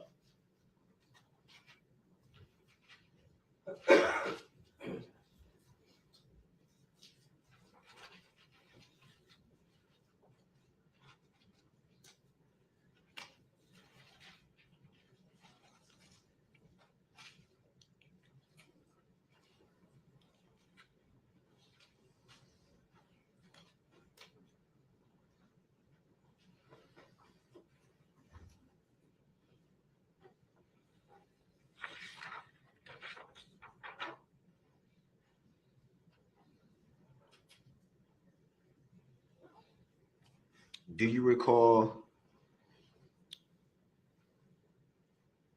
where you went after that altercation? You mean where me and the 2 girls went? Where me and Miss Patterson Yes, and Miss where- Corey went? Where you and We your 2 started. friends went? Yes. We started walking back. We turned to walk back the direction we had came, so taking White Rock to Main Street, and then cutting through the neighborhood there to get over to where the women's shelter was. That was where we were going at that point in time. However, things took a drastic turn when the red SUV that I have described multiple times went down the opposite direction of White Rock Avenue, across the railroad tracks and the intersection of Perkins and White Rock, and then turned back around and came back down. That is what you saw in the video here when the red vehicle pulled up on the school side of White Rock. After the altercation between Miss Patterson, Mr. Brooks, Miss Corey, and myself, the 3 of us, Miss Patterson, Miss Corey, we started to leave. I told Mr. Brooks, you need to get out of here. The police have been called. You need to leave. You need to leave now. You do not belong here. I did not expect. Can you strike everything that's not pertaining to the question that was asked? Actually, I'm just describing the entire event in its entirety. I understand. I'll strike the response as being non-responsive to the question. The jury is to disregard it. Re-ask your question again. Okay. Do you recall where you and your 2 female friends went after the altercation? We started to head back in the direction of the women's shelter where they lived, where they were staying at the time. Do you recall at any point during your travels to the women's shelter, as you referred to it, do you recall at any time coming into contact with another law enforcement officer? Within that point in time, no. Except for the one that pulled out of Frame Park. Do you recall at any time being stopped by a law enforcement officer on your way back to the women's shelter? We were stopped partway down White Rock, and that was when I had told the officer, because he wouldn't get out of his SUV, I had let him know that they need to be on the lookout for a red SUV that took off back down White Rock towards Perkins Avenue, or street or road, whatever it is. The officer had asked me if there was someone with a knife, and that was when I held up my left hand, and I said no. I said I have 12 stitches from a knife injury on this hand, but this is what you need to be looking for, is this red SUV. And I'm guessing that's where the miscommunication of the knife came in, and I don't know where that officer went after that.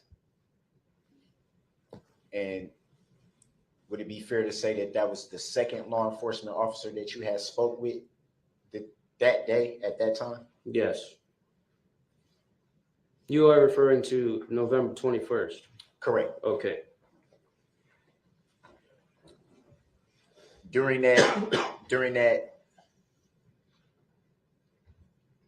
interaction with the second law enforcement officer, do you yourself recall stating that a black guy just assaulted my friend? No.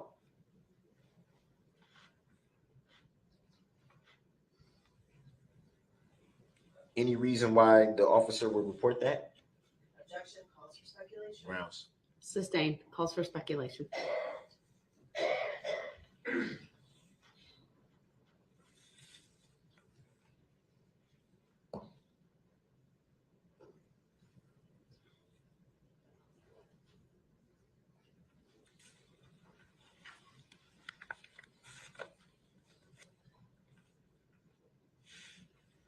Did you yourself sustain any injuries during the altercation? I ripped open 3 stitches on my hand, but that was more so from pulling Miss Corey away from Mr. Brooks so we could get out of there. Did you report to any law enforcement? Well, I guess that would refer to the second law enforcement officer that you spoke with. Did you report that to that officer? No. Because at the time I didn't notice it. I didn't notice my hand was ripped open again until I got home. So it would be fair to say that you don't know how those stitches opened up. Would that be fair to say? No, I'm pretty sure I know how they opened. My stitches got caught on the zipper on Corey's backpack. That's how the stitches were ripped out of my hand when I was trying to pull her away from Mr. Brooks and intervene between her, Mr. Brooks, and Miss Patterson.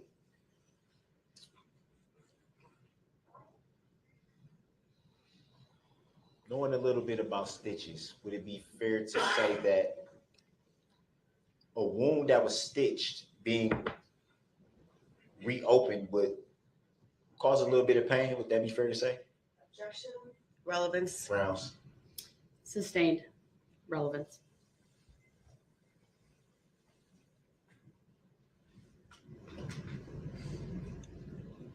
Did you notice any blood from the stitches being reopened? Didn't feel anything until I actually looked at it when I got home. 12 stitches coming across my thumb in kind of like a fish hook type pattern. It was the 2 over here that ripped open and the 1 up here. Or actually, I take that back, the 1 up here.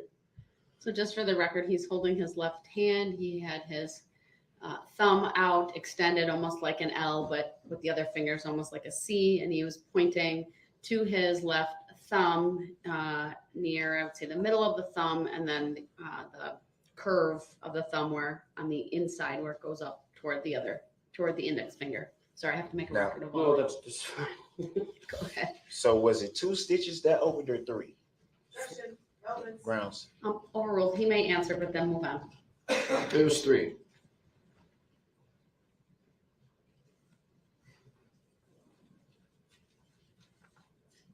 And do you recall what time you made it home that evening? Absolutely not.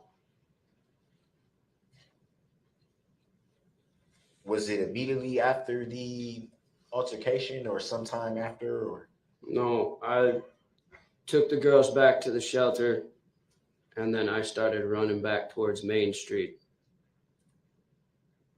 to try and see if I could avoid the parade traffic.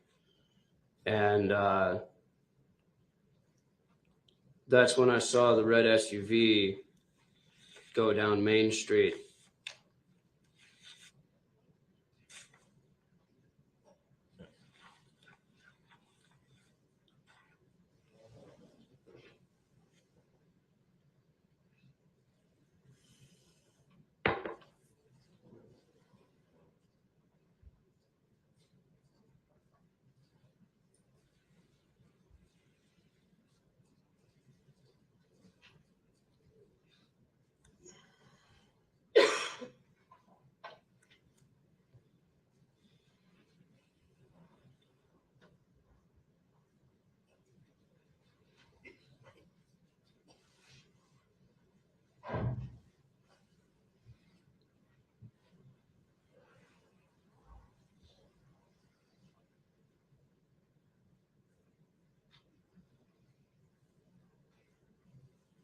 And do you recall speaking with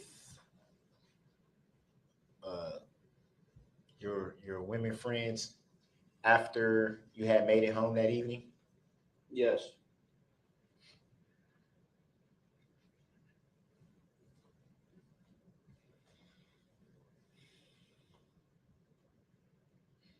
Did at any time you indicate to them that Objection, you're saying.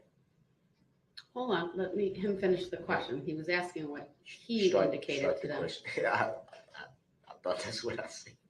You can ask your question. That's what I thought you were saying too. Did you yourself at any time indicate to your female friends that you had sustained injury during the altercation? No. Objection, relevance. Overruled, his answer may stand.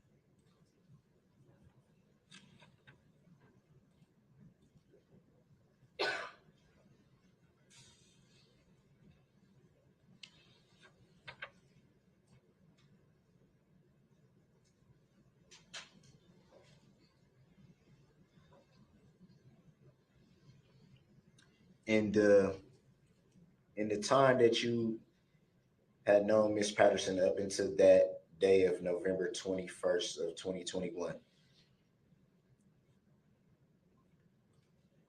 had you yourself ever heard Miss Patterson refer to the alleged defendant by a different name?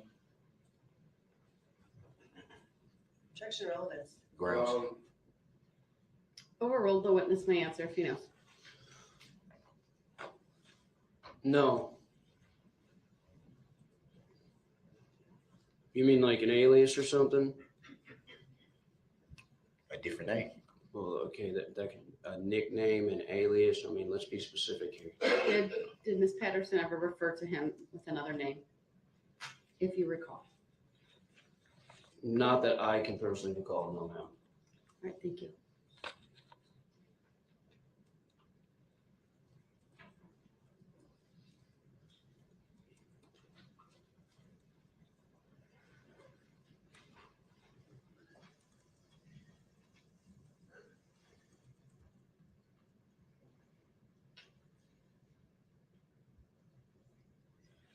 Do you recall if, to your knowledge, was your friend Miss Corey, as you referred to her, do you recall her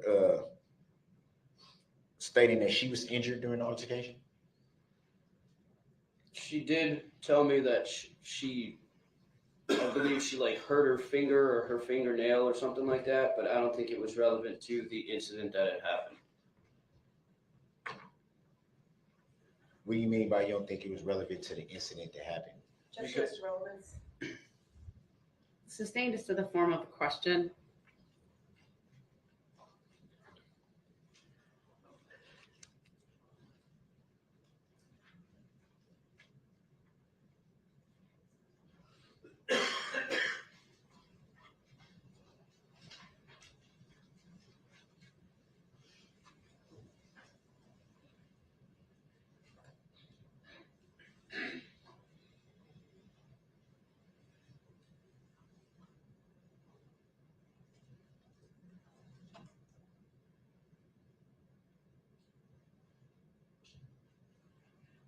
No further questions?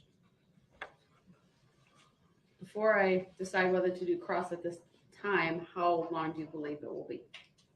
0 minutes because I have no cross. All right, thank you. And you can step down. And we're going to take a break. Thank you, ma'am. Give me a second. I'll rise for the jury. Let me excuse the jury for a second.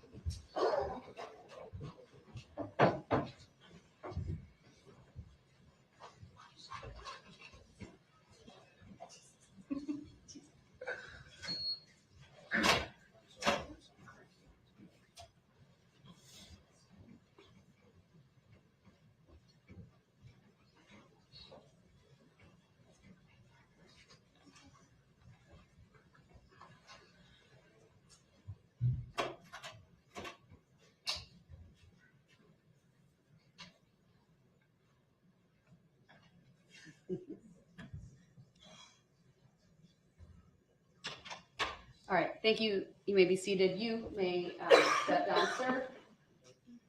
And I presume he may be released from his subpoena, Mr. Brooks? You're done questioning him? Yeah, I don't think he's no longer. All right, you are released from your subpoena, sir. All right, let's take about a 15-minute break. Anything we need to address prior to that, or can we do it when we come back? No, thank you. All right, Mr. Brooks, work with the state, please, for the next witness. We have them available.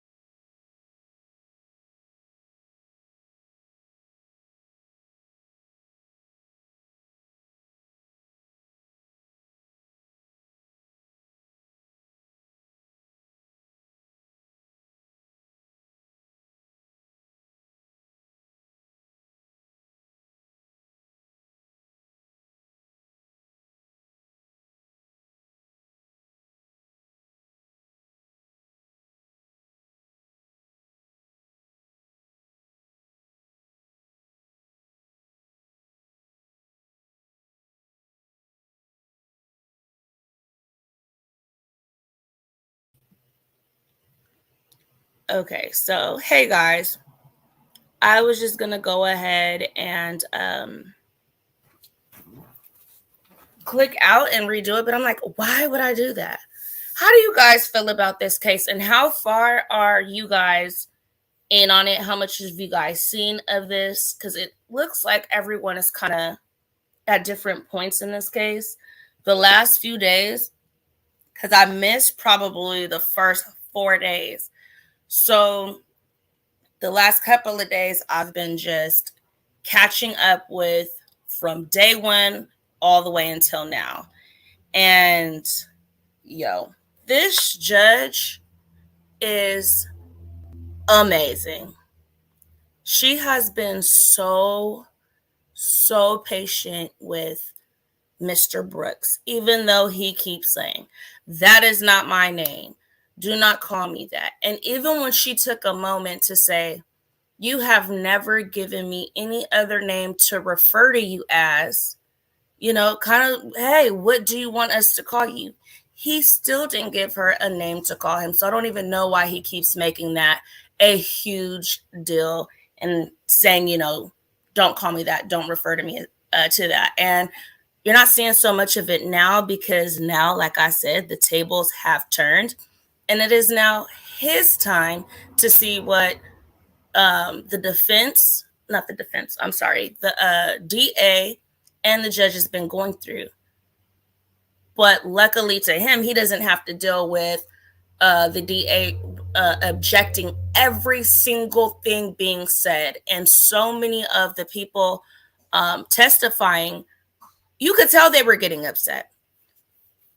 Everything, like they had to wait and, you know, him object and him just rebuttal everything. It was really, really irritating. And all I got to do is say, I give it to her. She's a GOAT on that one. So where are you guys at? I see that, you know, some may have started off today. I see some know a lot more information on it. But at the end of the day, for the ones that have not seen it from, you know, the very beginning, this man, Darrell Brooks, decided to take his vehicle and drive through an ongoing parade without a care in the world. I mean, he drove down this parade, and I believe the area that he drove down, both streets, he could have turned around, anything like that. The lead investigator that I was talking about that is actually doing his case, he was at the very beginning point of where he started to drive through this parade and waved his hands in the air for him to stop. Even when he came by him, he banged on the front of his car and told him to stop. He kept his eyes straight, his hands on the wheel, and just drove through this parade, not stopping till he came to the end of it, running over children, women, men. It didn't matter to him. He didn't stop. There were no no brakes pressed at all. So he does that, and he then comes with this attitude. We're going to look at his interrogation as well. And in his interrogation, he comes up with this whole story. I wish they were to ask him, hey, Mr. Brooks, who is Stephanie? Because he lied about his friend. I believe he said he had a friend named Marcus that drove a champagne Kia. And he is the one that brought him from, you know, his home down to this area. I always say the name wrong. Waukesha County. And he was with him, gonna watch the game. And they went over a girl he doesn't know's house. It's the boy Marcus. I could be saying that name wrong, but I believe it was Mark or Marcus or something like that. House. And the lady Stephanie, he didn't know her. She was an older lady. He kind of first says it was just him, Marcus, and Stephanie, but then it kind of comes out later in his interrogation that it was some other girls over there, I guess. And he went to meet his baby mama, which is Erica. at a gas station located on the corner of wherever he was. So the whole time he's explaining this to the detectives, he's explaining exactly this area where these events took place, but he's saying, you know, he's not, you know, putting himself in the position of being in that car driving down there. So the area he's explaining is the area these things took place in, but he's explaining it as he went to his friend to another friend's house to watch the game. So he doesn't have a phone, he says, either. His mom doesn't own a car. His mom has never driven in her life. She doesn't have a driver's license. She's always taken the bus. He made up this whole story about how she drives down she has this bus route and he gets worried about her. I mean, he's adding on details to where you would be thinking, like, how could he just make up this story? Well, she has this bus route that she drives daily to go to work. She's a hardworking woman, and he's worried about her because the bus stop that she's at doesn't have one of those bus coverings that people can sit at. So she's just in the rain, in the wind, cold all the time, you know, and he's worried about her getting home. So he does not start being honest about anything until they actually show him, this is you, buddy. This is you in this car. We already have spoken to your mom. We found the key in your pocket to the car when we took you into custody. We not only took that, you're saying you're not Darrell Brooks, but we took your ID also out of your pocket. And he's saying he doesn't know where his shoes were either, but he knows exactly where those items was. Also in the car was paperwork that not only had his name in it, but also had his mother's name attached to it. And he had on that gray hoodie that you guys seen right here. You can see it in this picture. This gray hoodie was found, you know, when they took the route where they seen him running at. They found this gray hoodie in a kid's playhouse along with one of his sandals, one of his blue sandals. And then in the opposite yard, because they found it, it was a gate separating two houses that backed up to each other. So they had two different street addresses because they backed up to each other. But on one side in the playhouse was found this gray hoodie and also one of the sandals. And on the other side of the fence, like as if that's where he hopped the fence at, was found the other sandal. So they found those items, and I'll leave to tell you why that even comes into play. Then also, once they take this key to this car, he has no clue about, he didn't drive, none of that. They take it to this car and they're able to open it. In there, they find two cell phones. One is an iPhone, and I believe the other one isn't. And one is the phone that he was using to talk to his baby mama, Erica, which is the woman he got into the altercation with that started all of this anyway. He says that the way he was able to get in contact with her was, I wasn't understanding. First, it was some guy that knew them he was talking to and patched them in. Then it was a girl that patched them in. I don't know. His story's all over the place. But anyway, he was on his friend's phone. It was a mutual friend that was able to patch them in together. And that's how he ended up talking to her about getting some money that I guess he let hold for her. And as he held that money for her, he, I guess that she called him and was like, well, that's why he said one of his friends like, hey, do you know your baby mama been trying to get a hold of you? So that's how that all started, to give him some money. He's like, well, why would she say that? And we just said we weren't going to tell each other's business to anybody. So he's adding all this extra detail. So that's why they ended up meeting at the gas station. He says it was at the gas station, but lo and behold, he really met her at that white something park by that school, around that school area. And so I guess he's like making it clear, like, oh, she wanted to do extracurricular activities with me and I wasn't down for it. She made me come all the way down to this park, and then she didn't have the money. So it made him upset because she did not have the money. And then So I don't know if this is really what started it, because they never really explained what started it to where he ended up bruising and battering her face. Let me see if I can find a picture to that as we're speaking.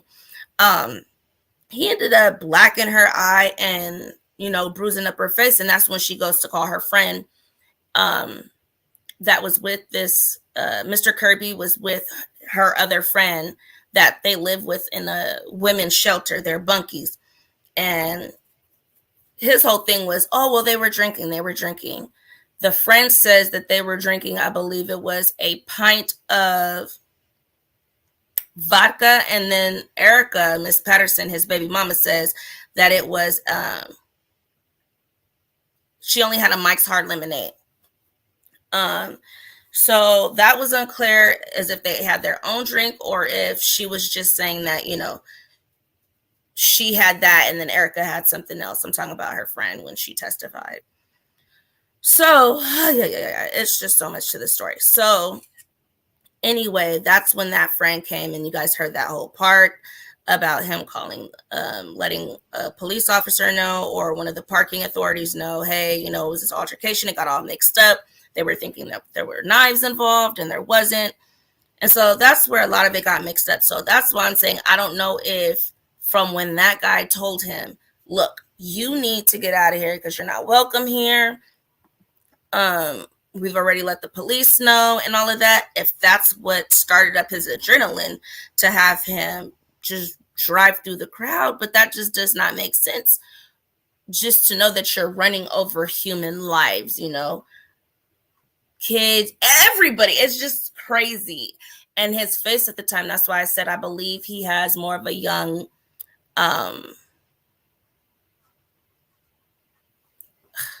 he's just very young-minded to me. And that's the reason why I feel he has acted out in the way that he has. So where do we go from here? Let's see. So, okay, he does that to her, whatever. Okay, that leads him down there. Then, guys, and we're going to look at this. He goes up to a young man's house, and I don't know how it is in this area, but obviously this community is very trusting. He goes up to this house in his red shirt because he pulls off his hoodie, so he only has a red shirt under. And you'll be able to see some of the previous testimonies where he's getting into his mother's car, Miss Dawn Woods, and he's leaving that same day, November 21st. So you see him get in with the red shirt. Guess he puts on the top after and whatnot. So he goes up to this guy's door. He said he had went up to multiple people's door. Nobody was really rocking with him, but he got to this door, and it was a young Caucasian boy. He had just come from, I believe he said, hunting, probably even like 30 minutes before that. So he comes to the door, and he tells this guy, this is what doesn't make any sense to me. He tells this guy, hey, I am homeless. I am waiting for an Uber. I just need to use your phone so that I can call my Uber. It's supposed to be coming in a couple of minutes. But I'm thinking he has no shoes on. He has no jacket on, nothing. I'm thinking in my head, I would not let this person come in my house to use my phone. And they're saying they're homeless for one. And they've called an Uber. It's supposed to be on his way, but they don't know where the Uber is. First of all, I'd be like, so where's your phone? What phone did you have before? Is your phone dead? What? Whenever anybody asks me to use my phone, the only way they can use it, if I don't know them, is I'll call the number, tell me the number, and I'll put it on speakerphone. If it's so private that you can't do that, I don't know what to tell you. You cannot have my phone in your hands, in your presence, so that you can just run off and take my phone or anything else. Like, no, I could do that, but anything else, no. So I would have done that from the door at the very most. This guy lets him into his house because he lifts up his shirt and says, I don't have any weapons. And so the guy, I guess, believes him and lets him in. He didn't have any weapons, but he lets him in through the back of his house because he said that he just went, hunting. He lets him in. He lets him use the phone. He knows that he's talking to his mom because she says, mom, mom, mama, because he rebuttals that. And he's like, well, how do you know I was talking to my mom? But he says, I heard you say mama, mama. And plus his mom called back and left a message. He also gives this man a jacket to put on while he's there and gives him a sandwich to eat. So this young man sees cop cars going past out of his window. So that's what made him get a little bit shaky. And he's like, hey, you've been using my phone for a minute. Can you just go use the phone? All right. It's time to wrap this up. While he's doing that, he's walking him out the front on the porch. He still has the phone, the jacket. He gives him the jacket. He takes the phone from him. He's seeing more cops. Then Darrell says, or Darrell, however he wants to say, Darrell says, hey, I left my ID in there. Slickster trying to have a way to come back in, and I'm happy this guy used more common sense. And he's kind of like, okay, close the door. Like, hey, let me go check. I'll go check and see if it's in there. He said he doesn't see anything in there. That was just a tactic for him to try to get back in the house because he sees the police are closing in on him. His neighbors then say, hey, is that the guy they're looking for? He's kind of confused. Like, I don't know. He's just getting home. So he doesn't even see that, all this commotion is going on in this community. But he knows for a fact, we don't have police presence. So when he says that, excuse me, when he says that, the police come, and then that's when they get him on the floor. They're telling him to get down. He gets down. That's when they find the ID in his wallet. In his pocket, and the car keys, and they take him to jail. So that's where we kind of are at here. I will just leave this running or whatever because it is live. I'm going to see if I can skip it up because I know we're a little bit behind in this, and then we'll just go from there. All right, guys. Hopefully that kind of sums things up for you guys. Here we go.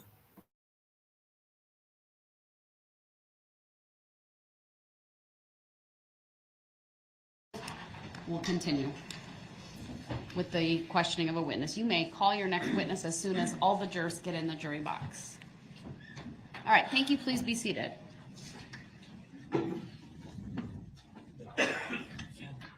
Go ahead, sir. You may call your next witness.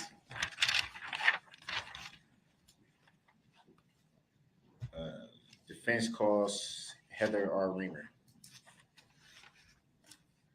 Thank you.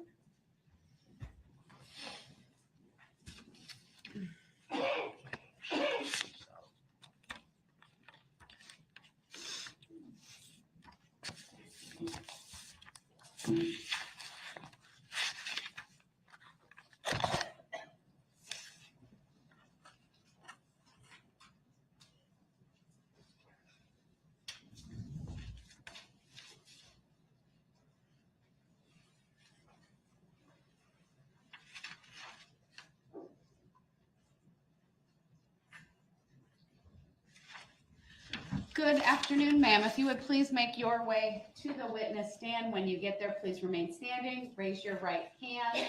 It is up a riser. Be mindful of that. And then my clerk, Teresa.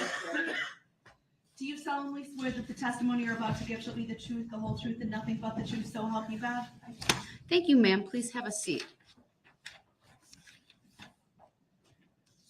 The first thing I will ask you to do is to state your first and last names for the record and then spell each. Heather Reamer, Heather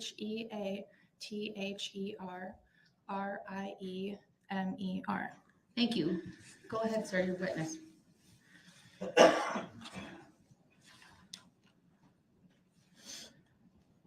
Good afternoon, Ms. Reamer. How are you feeling today?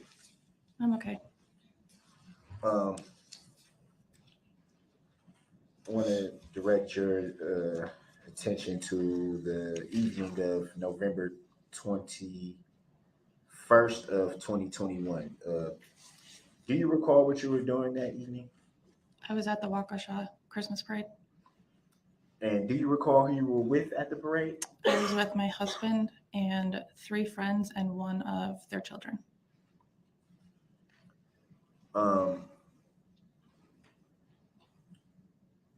About what time, if you recall, did you and your family arrive?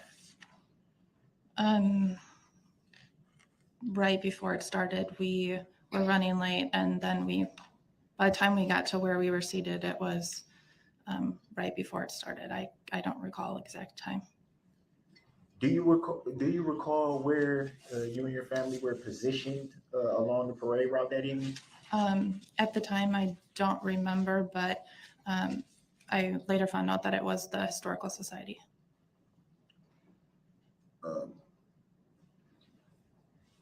What do you recall weather-wise that evening? Was it a pretty chilly evening? Yes. If you recall. Yes. Pretty windy. Yes.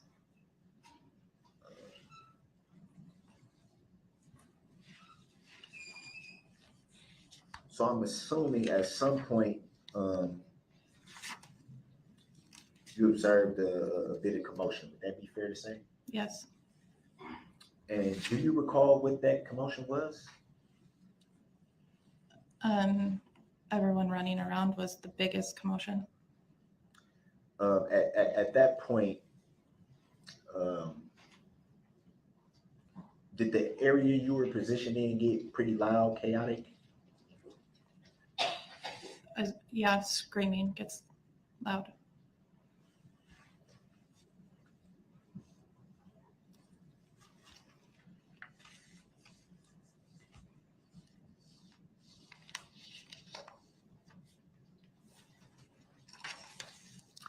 Before, do you remember what you and your family were doing directly prior to the parade that evening? I don't recall.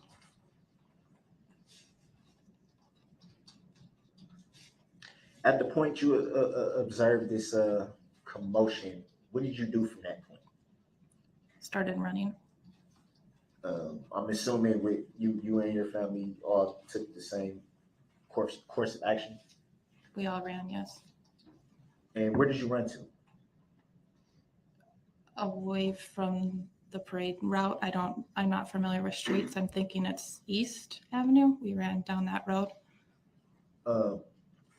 Would that be a side street connected to the main parade route, or Yes, it was a perpendicular route. do you recall if that side street was barricaded in any way? I don't recall. Do you recall if there were any law enforcement officers stationed at that side street? I don't recall.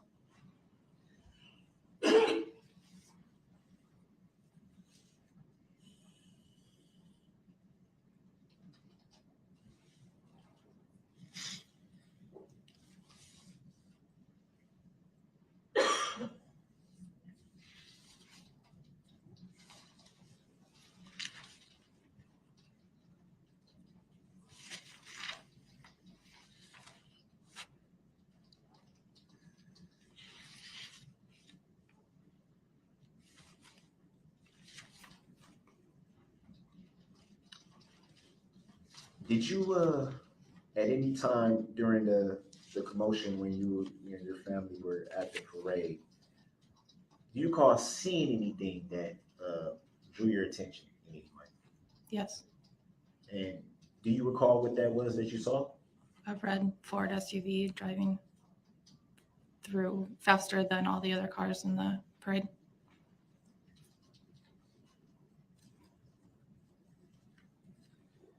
And what did you observe this vehicle doing at the time that it caught your attention? It was honking. Well, I heard honking. I'm not positive if it was the red SUV or another car alerting. Did you notice any other vehicles around the vehicle you saw, following the vehicle you saw? Following, no. It passed a float that had a vehicle in the parade. So it was by another vehicle, yes. And it was passing the other vehicle you're referring Yes. to, correct?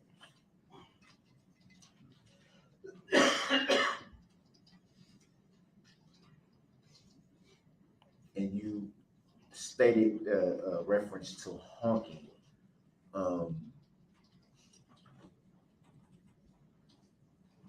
In your opinion, strictly your opinion, Why would a vehicle honk its horn?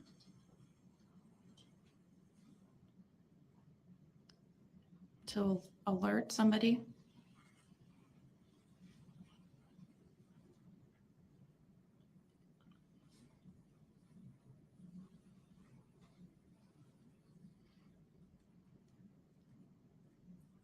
Do you recall when I'm assuming at some point the vehicle passed the position where you were. Would that be fair to say? Yes. At any time during the vehicle's passing you, did you see who was driving the vehicle? No. Did you notice if they were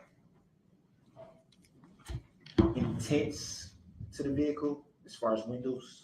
Ma'am, can you speak up a bit? Oh, I don't recall. Thank you.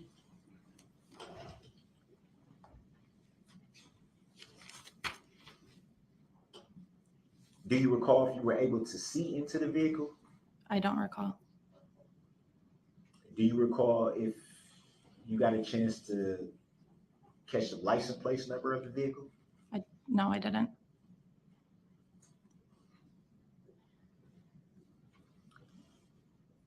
And from your recollection, when the vehicle passed you, were the windows up or down? I don't recall.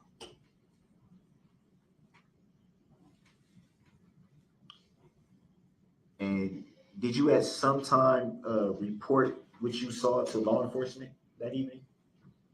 That evening, I did not know. Did you at any time report what you had saw that evening to law enforcement? Yes. And do you recall what agency that law enforcement officer was from?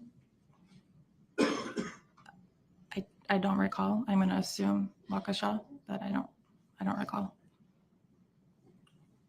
And during the course of reporting what you saw, was it more of a recorded interview, or were they writing down what you were telling them? I was on the phone, so I don't know what they were doing. Okay.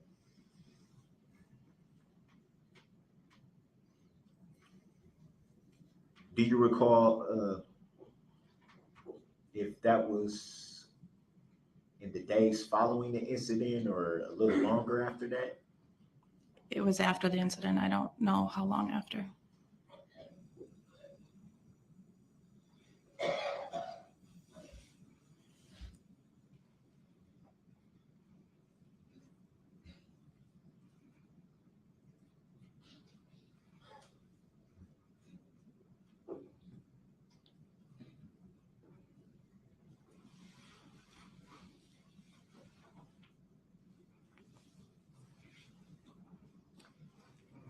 Upon arriving at the parade that evening with your family,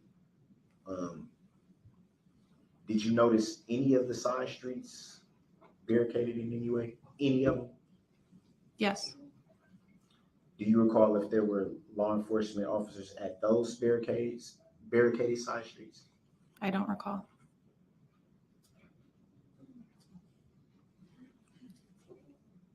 Do you recall about how long the parade had been ongoing before you saw this vehicle? I don't recall. And from that point, did you and your family immediately leave the parade and head home, or? We left. We didn't head home.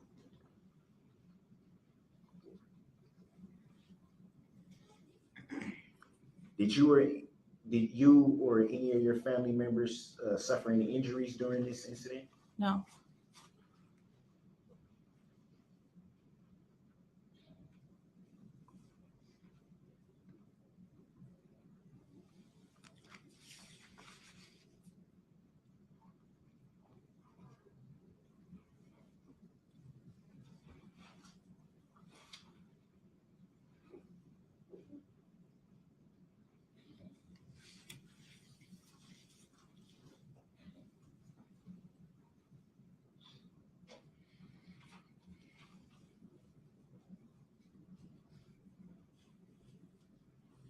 At any time after the incident, do you recall seeing any news reports related to this incident? Yes.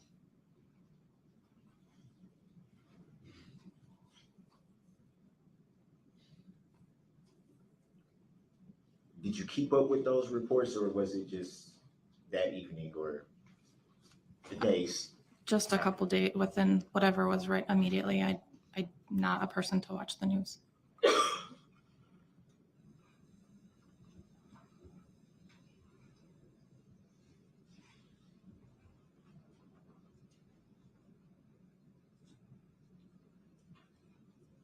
And after that initial phone conversation with law enforcement, did any more law enforcement officers follow up with you about the report?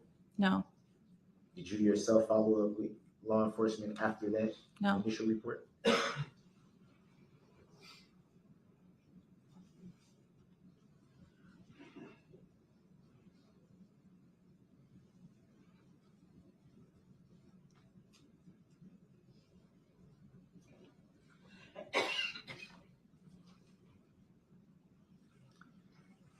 Did you yourself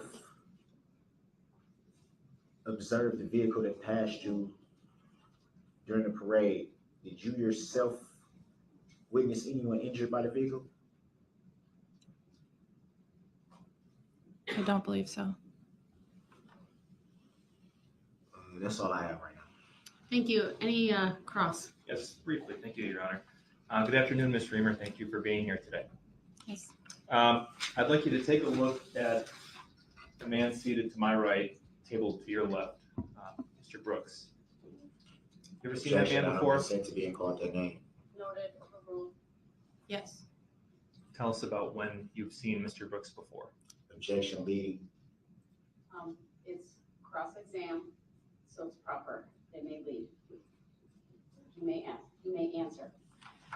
As we were driving to the parade, we were coming to a stoplight and we saw the red SUV coming down the wrong way on the road. And I slowed down because the car in front of me started to back up to let him through.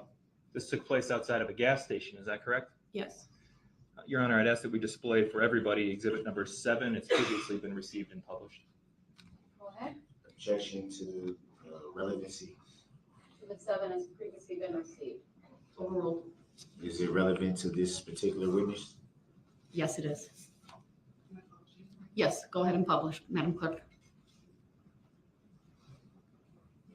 Ms. Reamer, can you see the map depicted on the screen in front of you? Yes. We're looking at the intersection of North Street and Barstow Street. Does that look correct to you? Yes. And is this the gas station that we're talking about? Correct. And you were parked on North Street facing southwestbound at the time, is that right? Objection, speculation. Overruled. The witness may answer. Is that the way of traffic? I don't know. Well, let's So- assume, based on these arrows here, Objection, speculation. Yep. They're on the map. Overruled. Her answer was yes, and you may ask the next question.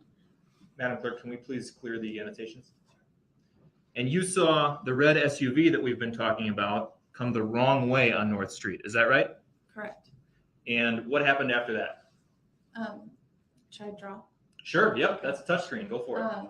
So I stopped roughly back here as the car that was here started to reverse this way. Okay, can we please, let's get a screen grab of this, please, Your Honor, and mark it as Exhibit 7. It'll be C as in cat. Or Charlie. C, Charlie, please. It will be so marked. And just for the record, the green line was placed by Attorney Wichow from, as you're looking at the exhibit, left to right to demonstrate travel of a vehicle in his question. And then the witness put the yellow mark on the screen, and it will be received as 7C as in Charlie. Go ahead. Objection to relevancy. Overruled. You saw Darrell Brooks driving that red SUV in front of that gas station. Is that correct? Objection. At that time, I consent didn't to know. being called that name, and it's speculative. Overruled, you may answer. At that time, I didn't know his name, but yes, But now that you see him sitting in court today, yes, that's the guy. yes. Objection. Speculative. Overruled, the record will reflect the identification of the defendant as the driver of the red SUV she saw as depicted in this exhibit. Thank you. May we please display for everybody exhibit number 15, which has also previously been received and published. Go ahead. Can we zoom in, please, on the intersection of Main Street and Northeast Avenue? Objection. Relevancy. I presume the question will provide the relevance, so go ahead. Thank you. You were sitting in front of the Historical Society, you testified? Yes. And do you recognize this map in front of you? Objection. Speculative. Overruled, the witness may answer. No, I don't. Okay. Would the Historical Society be near this intersection that I'm circling, East and Main? Yes, Okay, we can please remove that annotation, Madam Clerk. When you saw the red SUV drive by, you testified you could not see the driver, correct? Correct. Because it was going so fast? yes. Did you ever see that SUV come to a stop at any point on Main Street? No, In fact, did you see it accelerate as it traveled towards more people? Yes. Objection. Speculative. It says, overruled, the witness may answer. Sound Yes. like you was going to say sustain. And then I remembered you had called the witness, not the state. So cross-examination is appropriate. Fair enough, though. Next question. Did we get an answer on that? I said yes. Okay, thank you. That's all I have. Redirect, sir. Yes. Do you want any of the exhibits up? I forgot what the one was before this. 7. 7. 7 was the map with, the gas station. This is 15. I'm gonna turn it off until you tell me you need something. All I need exhibit 7. right, the state would put that up and we'll publish it for the jury as well.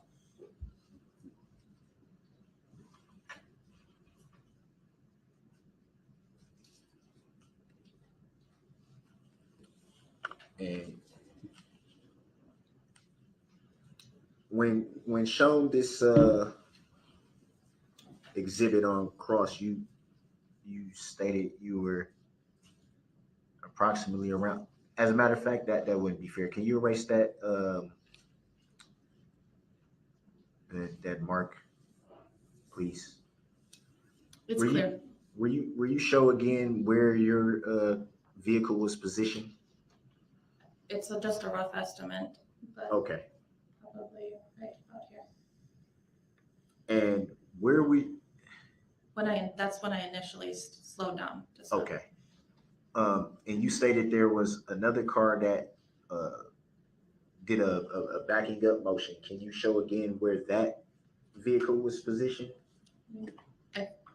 They were at the light going this way, backing up.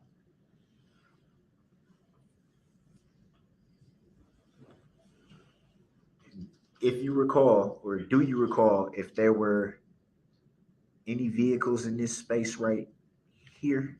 There was none.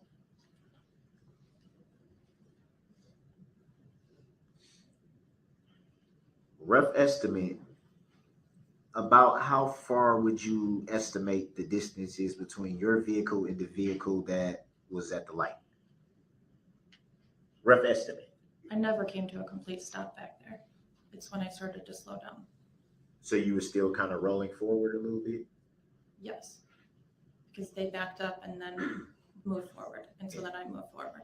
So you didn't come to a stop until you noticed that vehicle backing up? No, I didn't come to a complete stop until we were back up at the light. I started to slow down at that point. So where did you end up? I'm sorry, can you erase the white circle? I can erase all of it or none of it? The white circle. Only, I think it's just all or nothing. Oh, all. I'm sorry. So let's start this again. Where did you finally come to a complete stop at, if you recall? And at that time, well, back up a little bit before I get to that. You observed an SUV, you say, at some point before you came to a complete stop? Yes.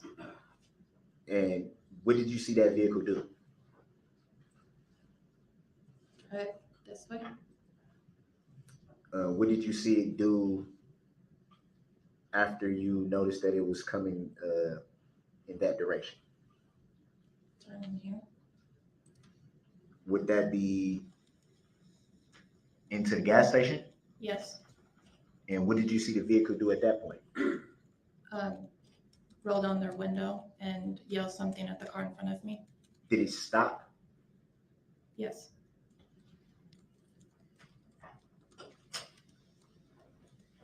Was it? I'm assuming you might know what I mean by this. Was it like a brake stop or was it a parking stop? If you recall. If you're not in the vehicle, how do you know that they put it in park?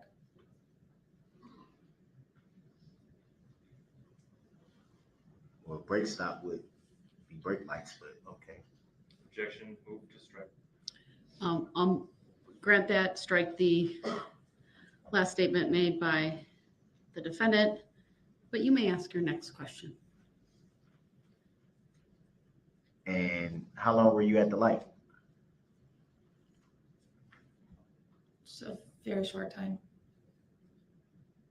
It turned green pretty quickly. And in that short time, you were able to see who was driving the vehicle, the SUV, as you say, that went into the gas station. Yes.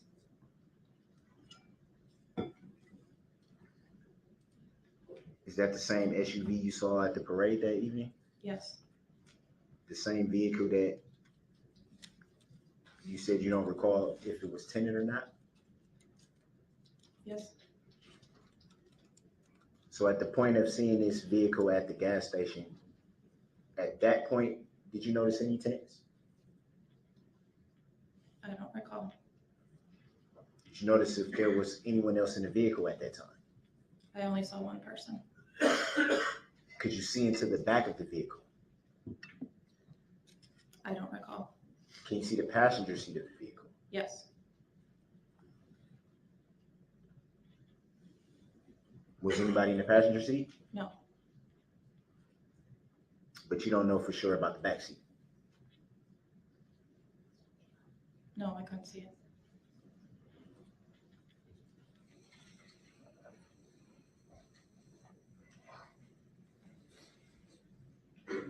Can we take down this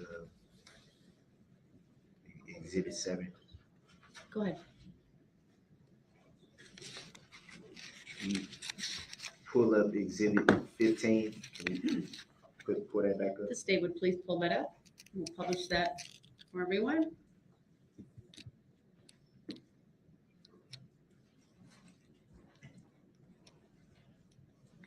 And Hold on, let's make sure the jury has it. oh, I'm sorry.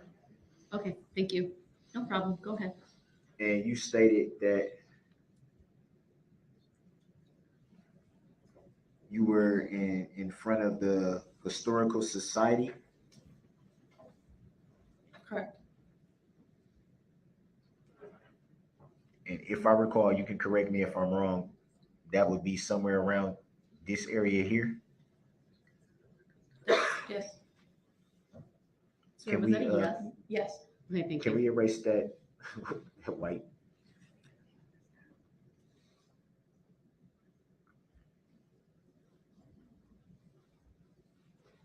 So the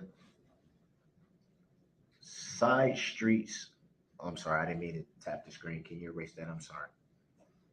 The side streets would be Buckley Street and Northeast Avenue. Would that be fair to say by looking at the map? Yes, that's what the map shows. And you said you don't recall if those side streets were barricaded. I wasn't at the intersection. The You were- Historical Society is at that intersection, but I was in front of the Historical Society. So would it be fair to say you were close to the side street? I was close, but not at it, so I don't know if there was barricades there. I wasn't close enough to be by barricades.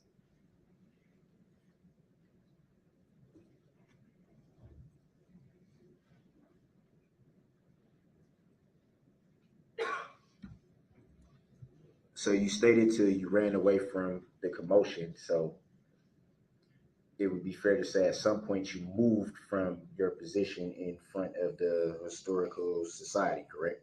Correct. And do you recall what side street you went down to when you were running? We ran up to the building of the Historical Society on the side of East Avenue. We can, just really quick. So that would be this side street here. Yes. We could take down exhibit, is it 15? And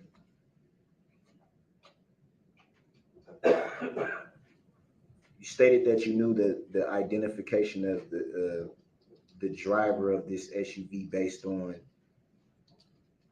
what you observed at the gas station, correct? Can you repeat that? You stated that let me back up. You were able to identify the driver of this SUV based on what you observed at the gas station, correct? The gas station, I saw the driver, yes. Do you recall what the driver was wearing when you observed him at the gas station? At the gas station, no. Do you yourself recall in your telephone conversation with law enforcement stating that the driver was wearing a red-orange shirt? That was not from the gas station. So where would that description come from, if not the gas station? I saw video footage of you in somebody's backyard.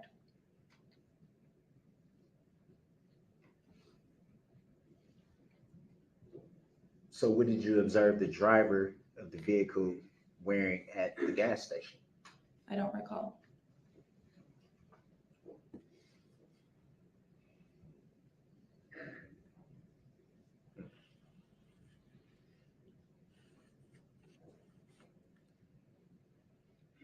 So it'd be fair to say that in your phone conversation with law enforcement, you gave a description based on what you had seen from footage. I guess that would be the right word to use. The shirt color, but your description was from the face was from the gas station. And do you recall in that phone interview stating that you weren't positive on the shirt color? Yes. Do you recall in that phone interview stating that since seeing the news that you may be getting the clothing description incorrect? I remember saying that I've seen the news. I don't remember saying that that is why I'm getting it. It wasn't the same as when you were driving. So would it be fair to say that your description came from watching footage at some point and from news reports at some point? Not news reports. But you did see this incident reported on the news? Yes.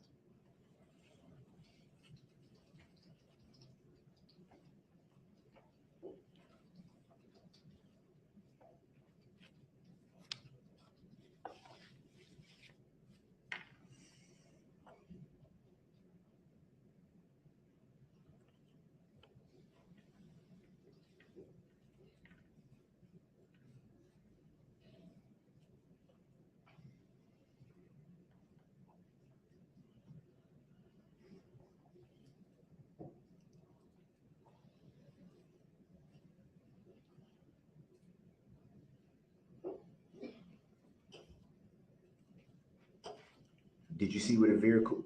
Did you see where the vehicle went when it passed your position?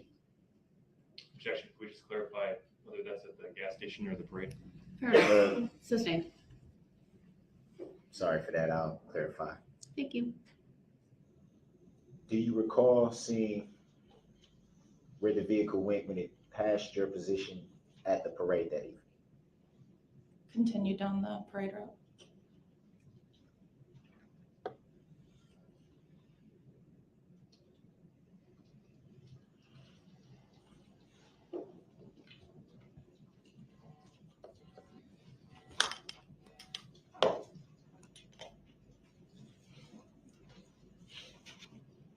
And you already stated that during the parade, seeing the vehicle and not seeing the driver, how are you sure that that driver of the vehicle you saw at the gas station was the same vehicle at the parade? I know that they were both red SUVs, Ford SUVs. Were you yourself sure that they were the same vehicle?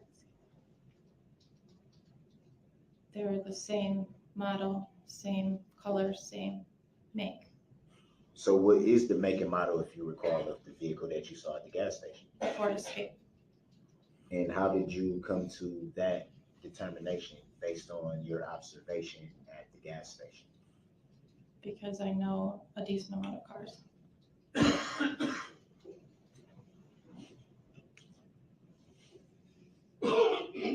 What do you mean by decent? I mean, I don't know all makes, but I know this one for sure because I had a friend that had the same exact make and model, just different color.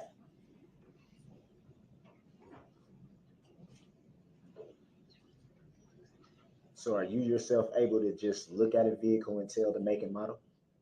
Some, yes.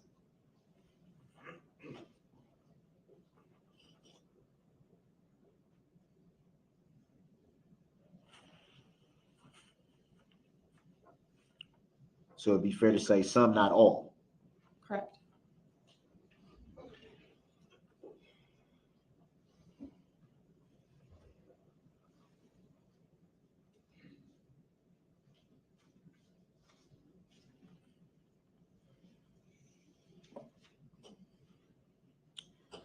So that brings me back to the driver. You stated you didn't see the driver of the vehicle you saw at the parade. How do you know there was the same driver? Objection, states the evidence. She never justified that she knows it's the same driver. Sustained.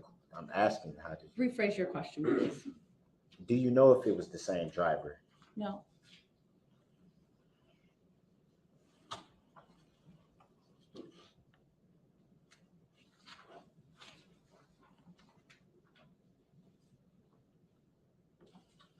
No further questions? All right, thank you. You may step down. And you are excused from your subpoena. It is 4:34, so we will end for the day. And I will read my instructions to the jury once again. Do not begin your deliberations and discussion of the case until all the evidence is presented and I have instructed you on the law. Do not discuss this case among yourselves or with anyone else until your final deliberations in the jury room. This order is not limited to face-to-face conversations. It also extends to all forms of electronic communications. Do not use any electronic devices such as a mobile phone or computer, text or instant messaging or social networking sites to send or receive any information about this case or your experience as a juror. If you come in contact with the parties, lawyers, interpreters, or witnesses, do not speak with them. For their part, the parties, lawyers, interpreters, and witnesses will not contact or speak with the jurors. Do not listen to any conversation about this case. Do not research any information that you personally think might be helpful to you in understanding the issues presented. Do not investigate this case on your own or visit the scene, either in person or by electronic means. Do not read any newspaper reports or listen to any news reports on radio, television, over the internet, or any other electronic application or tool about this trial. Do not consult dictionaries, computers, electronic applications, social media, the internet, or other reference materials for additional information. Do not seek information regarding the public records of any party or witness in this case.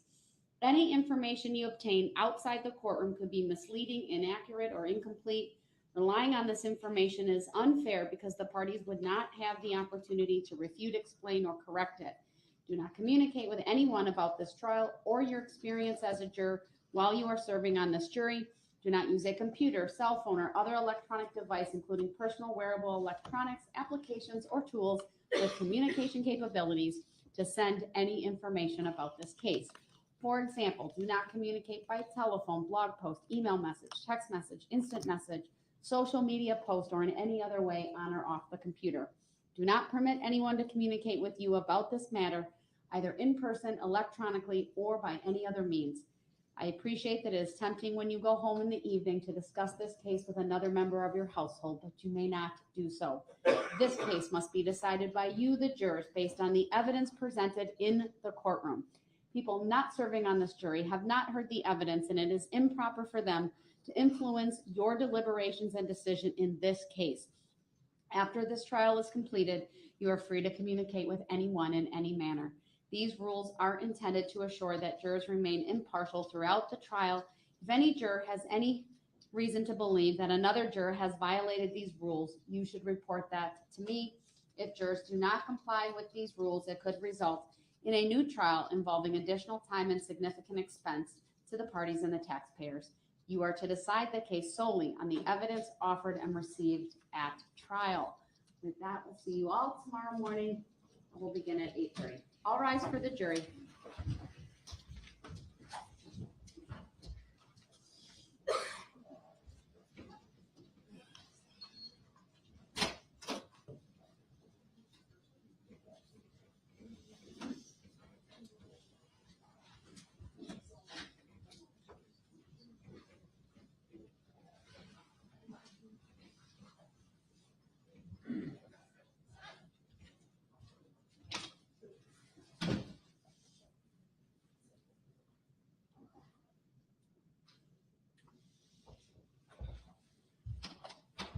Thank you. Be seated. I know, Mr. Brooks, I think you wanted to make a more full record just regarding the timing of that last witness. I'm not going to put all of the details on the record. We made a record in closed session just due to a privacy issue related to that witness. And I required you essentially to call that witness out of the preferred order that you had given her availability. I believe you wanted to put on the record the information you initially had from Attorney Opper was general about her unavailability on Friday, which was the day, as I understand, that you preferred to call her, and more information was provided today. I don't want to get into the specifics, but would that be a fair characterization of kind of the discussion we had outside the presence of the public? Yeah, that's fair.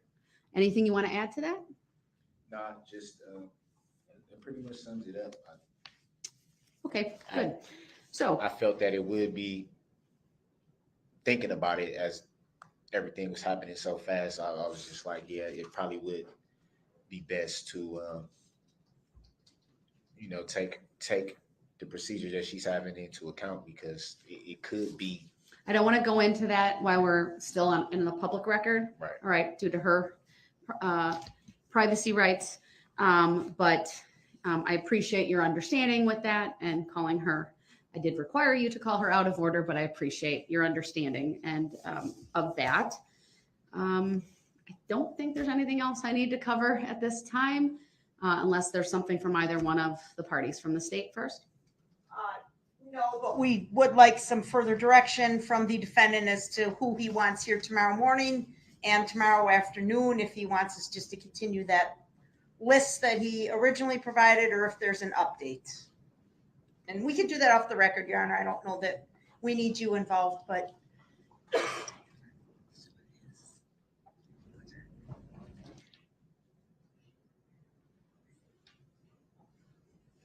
Okay, thank you. Then hopefully the parties can figure that out without me needing to be involved further, but anything from you, sir? No, I'm just gonna say with that, I'm not gonna put them in specific order. Not looking for the order, but we're behind, given the timetable and the understanding between, as I understand it, between you and the state. So State has the list. So generally speaking, you've been taking about a half an hour, I would say, for each witness. At least that one took about 35 minutes. If we go on that schedule, do you think, understanding we take a mid-morning break, a lunch break, and a mid-afternoon break, I would think we could get through at least 3 to 4 tomorrow morning and 3 to 4 in the afternoon. I'm going to have the parties be available for that and be ready for that, whatever order, but All the parties? yes, both you and the state. So at this point, there's no telling what witnesses will be here tomorrow, right? Well, based on the groupings that you gave to the state, it sounds like we got through only one from each Right. kind of One. category. So we'll go back to the first would have been Thursday morning. You need to call the rest of Thursday morning. Was there 2 left of that? Yes, correct. So And so let's do Thursday morning and Thursday afternoon. The people you designated, I'm going to direct the state to have here tomorrow morning. That's 4 witnesses, whatever order of those 4. 5. It's 5, but yes. 5? We'll have them here Um, based on your original list. and then how many does that leave? Because I'm not that's what I'm trying to doing figure out. good with math this 4. late in the day. 4, so 4 in the afternoon then. So our hope is to get through all your witnesses I can say this for the tomorrow. record. One witness I intend to call tomorrow is not going to be 35 minutes. Fair enough. Do you plan to call that person in the morning or the afternoon? I'm leaning towards the afternoon. That could change depending on the flow of the morning, I would guess. If the morning goes pretty. Can you tell me which list they were on when you gave it to the state? Was it Thursday afternoon, Friday morning, or Friday afternoon? I didn't put them on days, but I believe they were in the maybe the second flow of names. If Just want to that tell me who helps. it is so we can prepare, so that person is told to come in the afternoon rather than wait through the morning? I don't want to say who it is. Well, I want the person to be here when we're ready to go, but They were here today, if that helps. Yeah, I know who it is. It's Erica Patterson, Your Honor. There's no Maybe. mystery here. Maybe all right, it is, that's maybe what I it would isn't. have, kind of who I thought it would be as well. So, I'm going to have her come tomorrow afternoon. Then. I'm okay, not we gonna will have have her you come in here the at morning. 1:00 tomorrow afternoon. So we Thank need to be you. mindful of people's schedules. Thank you. We'll have everyone else here. at That's 8:30. interesting because what if that was not who I was referring to? Then you need to tell me right now so I can make an alteration to that. Come on, Judge. Sir, we're at the end of the 3rd week of trial. So I can we need at to least keep be this fair? moving Can we at least along. be fair and say that's not due to me though? That would not be fair to say. How? It's How? The state said that they needed 5 to 7 business days to present their case. Did they or did they not say that on the record? and there's So how it did doesn't I? matter how we got there at this point. I'm trying Then they my need to chop, darndest chop. to get all the Should've been witnesses chop, chop. done. So I'm directing the state to have Miss Patterson come tomorrow afternoon. If that's the what I was other referring to, which I witnesses? wasn't, but everybody think they know what I'm thinking. Then you need to tell them if it's someone else, and if you want her here in the morning. I'll then say that- this. Everybody that was here today that didn't get called, have them here tomorrow. So that'd be 1, 2, 3, 4, 5 people. And you need to tell me who you want in the morning, not by the order, and who you want for the afternoon. Otherwise, I'm going to make the order that I just made. No, how you gonna make the order for me? Under 90611, sir. No, you can't. I can call. I have the right to call them in the order that the state didn't have to have an order. And I'm guessing No, but the Correct me if state's I'm wrong, but helping I'm- you out in terms of the order, they were helping me out with serving and the they're helping you. subpoenas. Not the order of how I would call the witnesses, but the subpoenas. And I gave the state. Do you want to be responsible for calling each person tonight and telling them what time they need to be here? Or should we let the See, state here we do go that? with this again. It's something that's impossible to do. That's not true. You have How's it access not to true? a phone. So somebody's gonna answer a collect call from someone they don't even know. Nobody in this courtroom will answer a collect call and pay for a phone call from Not somebody my that you not understanding of know. how it works at the jail, that you can, that Yes. there's other means to make phone There calls. is no other way to utilize the phone. Well, maybe I'm wrong on that, but be that as it may, the state is helping you out. This is to make tomorrow go as smoothly as possible, to be effective, to be efficient, and to use all of our time wisely. Your Honor, with all respect, I did what was asked of me to do. I provided them with the list of the witnesses that I will call.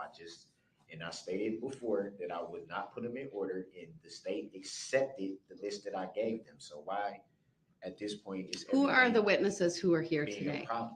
Kohler, Douglas Kohler, Detective Guth, Erica Patterson, Christopher Bertram, and Jason Hayes were here today, in addition to Miss Reimer. Miss Reimer's now done. Nicholas Kirby was also here today. He's done. If we are going to continue to assist Mr. Brooks in getting these witnesses here, we need to have a reasonable time schedule. These witnesses don't just show up by the tooth fairy. We have to communicate with them. They have jobs, they have families. I've explained this 3 times to Mr. Brooks. If he wants our assistance. Objection, she can chill with all He that. She can needs chill with all that to- tone. hold on, because hold we on. can I know Get we- on that if that's what it is. Hey, I We know can it's been a definitely long get on day. that. Let's keep this civil. That's what I'm trying to do, So but she gonna have to tone it down. I think both of the parties are getting a little For real. frustrated. I'm getting frustrated. So I'm I don't even Kohler, know who they be Guth, thinking. Hayes, Patterson. I missed a 5th. Bertram. Guth is a police officer, right? Yes. I know who Eric Patterson is. How about Kohler, Hayes, and Bertram? Are those citizens? They're citizens that relate to the parade, I believe, and post-parade. Not the DV.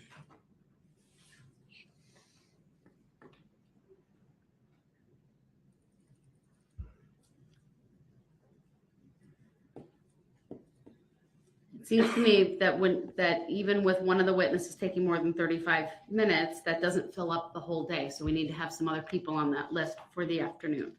So I will just continue to work in the order of the list that was provided. Your Honor, I think that's the only reasonable thing we can do at this point. Or we can do it alphabetical, or we can do it by random lot, because I don't know really what else to do. By the list that was given. What was the order of the list that you were given? The first 3 were Kirby, Kohler, and Guth. The next line has 3 names: Patterson, Bertram, Hayes. The third line has 3 names: Reimer, Aldrich, and Lescano.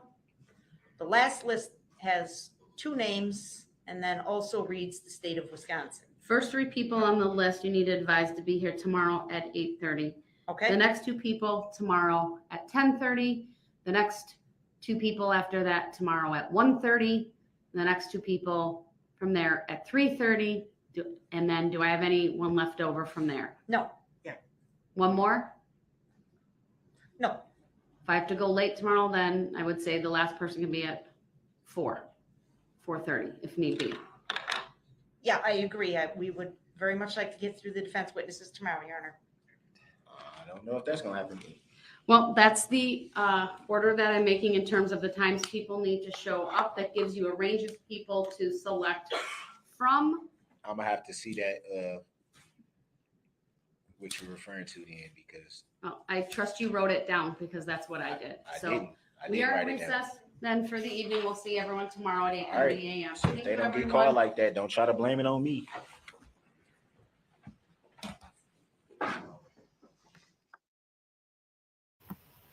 Okay, so guys, this is just absurd to me because He is so ungrateful. He doesn't care about anybody but himself, and that's why he's in this situation right now. They do not have to help him at all. They could have told him, hey, you want to represent yourself? You figure it out. Instead, they are not doing that at all. And he does not care at all. He doesn't care about anybody but himself. So we will see tomorrow how this goes. I didn't play the whole thing from today. I might go ahead and start it from this morning, so some people will be caught up tomorrow. But of course, that's going to be on a whole nother live. We've already been in here for 3 hours and 16 minutes. But if you guys want to watch that, just go ahead and come right back. And I also will have on my community wall some other little updates and little moments with him as well. So for those of you guys that do not know his background and about what the court has been dealing with this whole time, I think who said it on here? Onslaught, you're like, what'd you say about the judge? You said a comment. Let me see if I can find it really quickly. This one right here. You are gosh dang right. Because she, oh my God, if you'll see just some of the clips to where I know she wants to blow up, but she sees his tactics. She's trying to just get him through this because he's trying to make it to where she'll hold him in contempt of court. Anything to make this process longer than it needs to be and harder for all parties involved. So that's why they're doing it like this. That's why they're helping him so much. And he's just digging himself a hole. I mean, he's not asking for mercy from anyone in this whole situation. It's all been him. The only time he actually showed any type of emotion was when he did his opening statement. And I believe he was crying for himself because the whole time in the beginning, he was, it looked like to me, he was forcing those tears out. He wanted to show that he could show some, because he was just wiping his dry eyes, got tissue. When he started talking about, I hope you guys make a decision that is like type fair. He didn't say fair. He used some other words, but when he started talking about the decision they needed to make, that's when, you kind of seen a little bit of snot coming out of his nose. But this man does not care about anybody but himself. This is Erica Patterson, who they were talking about right there at the end. I don't know why he's trying to make it so secretive. They're literally helping him.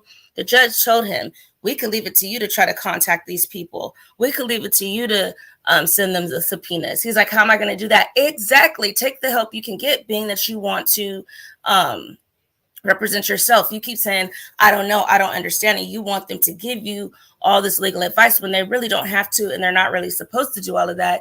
And the judge is still helping him through this process, and he just treats her all kind of bad. Anyway, I'll probably post some part of it, maybe a part I wanted to look over again one of these other days. But if you guys just want to hang out, pop up, come through. We will be doing some lives where I pop up and have people jump on the panel just so they can say what they think, where they think this case is going, or, just talk about it and chill. Do not forget, on Halloween, we are doing the raffle. So for those of you guys that do not have your tickets, make sure you guys go ahead and do that. For every $5. Either super chats, any of that. The easiest way is just to send it to my Cash App, Naomi China D. It's right there at the bottom. Oh, it's actually spelt wrong. Oops. I'll pop that up there really quickly before I head out. On Halloween, we're actually going to have adult game night. We'll be chilling. Whoever has on their costume, they can get extra tickets into my regular drawing where I give out gift cards to different little places. Nothing super major, but just showing my appreciation to you guys. But that's the day we will be choosing the $100 winner. That $100 winner can decide if they want to have me choose again. They get 50 and give 50 to someone else. And then in the next raffle, they will get additional tickets into that one just for being gracious and giving during this time. Also with that, you have to be subscribed to both of my pages, and my Instagram and what was the other one, y'all? My Instagram and my TikTok, Snapchat. just another one of them. My main ones are just the Instagram and my two YouTube pages. My other YouTube page is Naomi China DX2. And yeah, that's just it. So I'll see you guys sometime later on this week. Maybe tomorrow I might go live on here and talk to you guys, say what's up. But I'll check you guys later. Bye-bye.